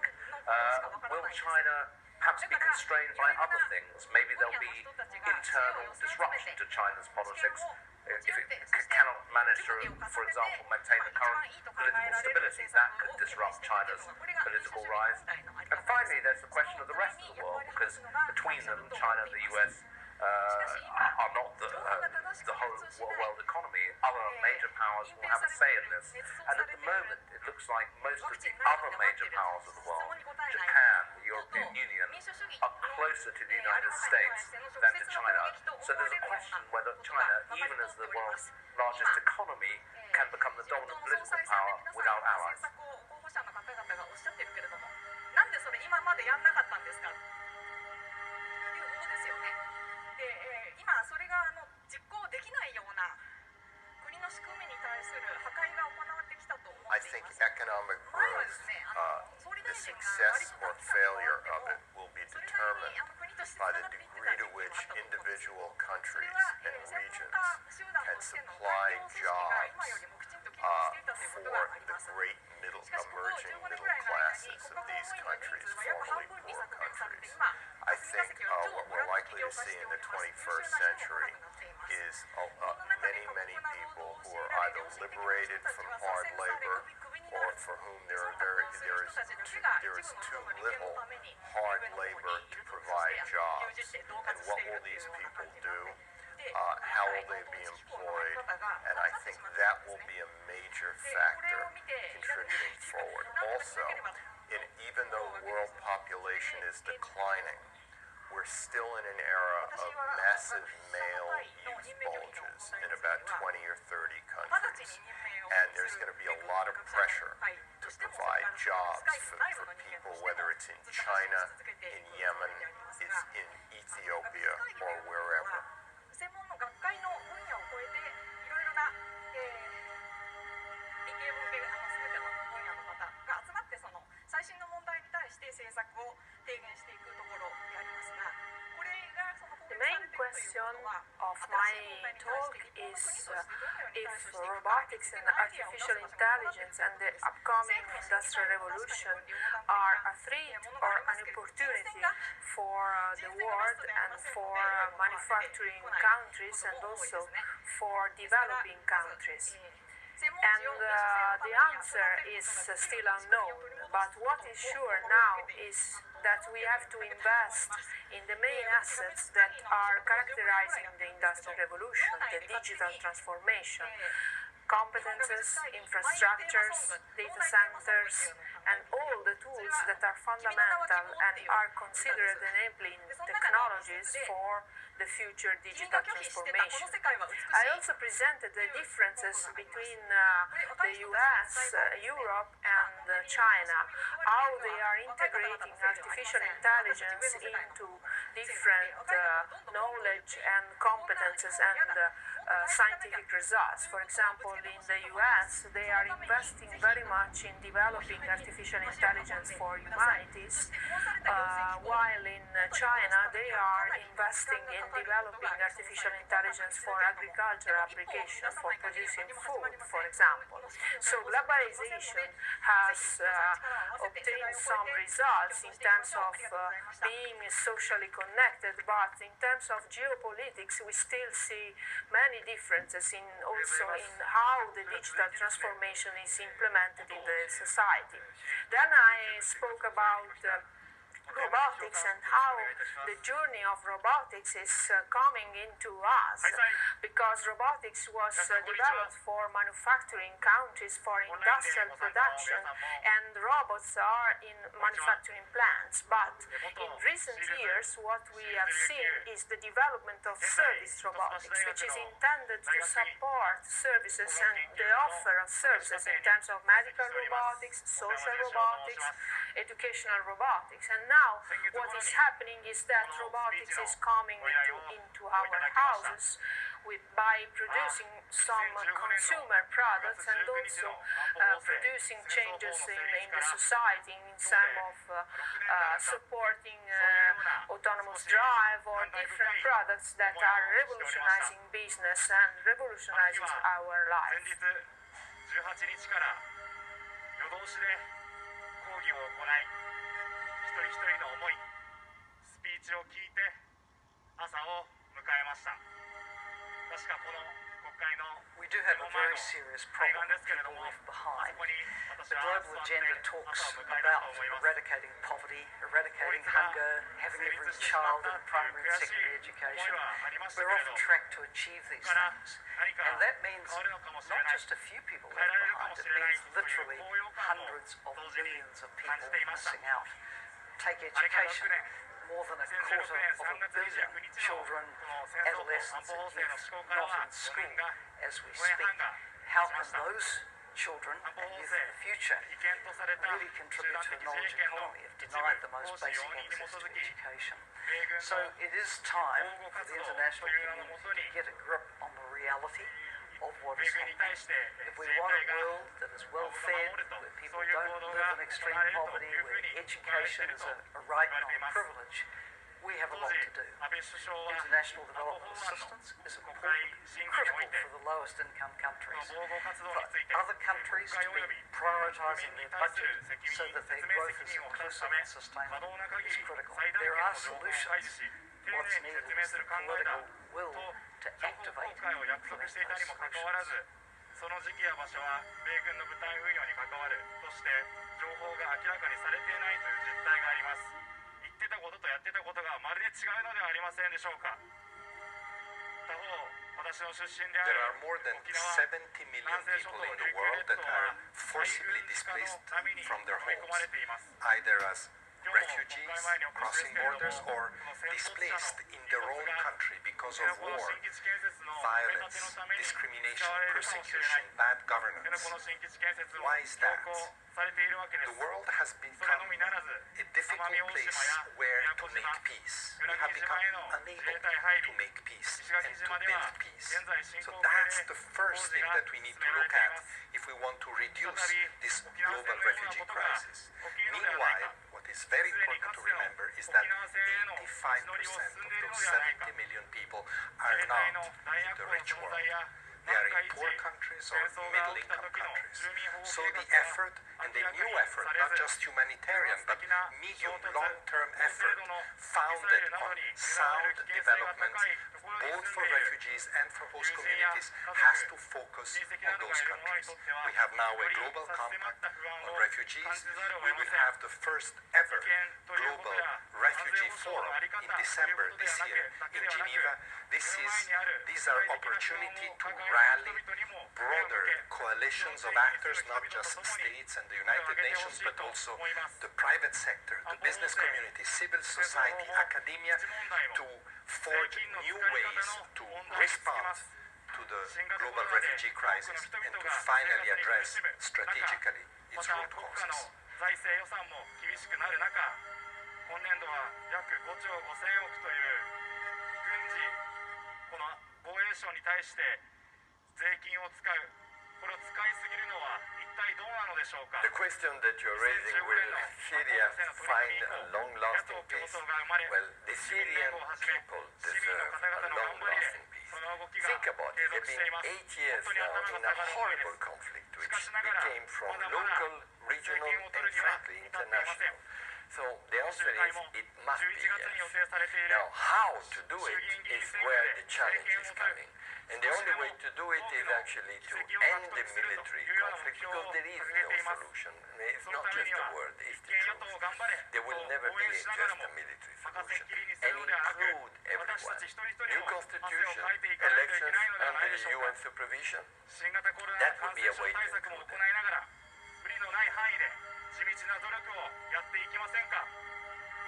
最後にシールズやシールズ琉球のメンバーは大学などで勉強をしていたり、広告、メディア、教育、放送会などさまざまな分野で members of the trilaterals and their guests. And I think my focus will be tonight on three things. One is multilateralism has been the bread and butter of many of us, certainly at the IMF, and we believe that it has been critical in order to address many of the potential disorders of the world.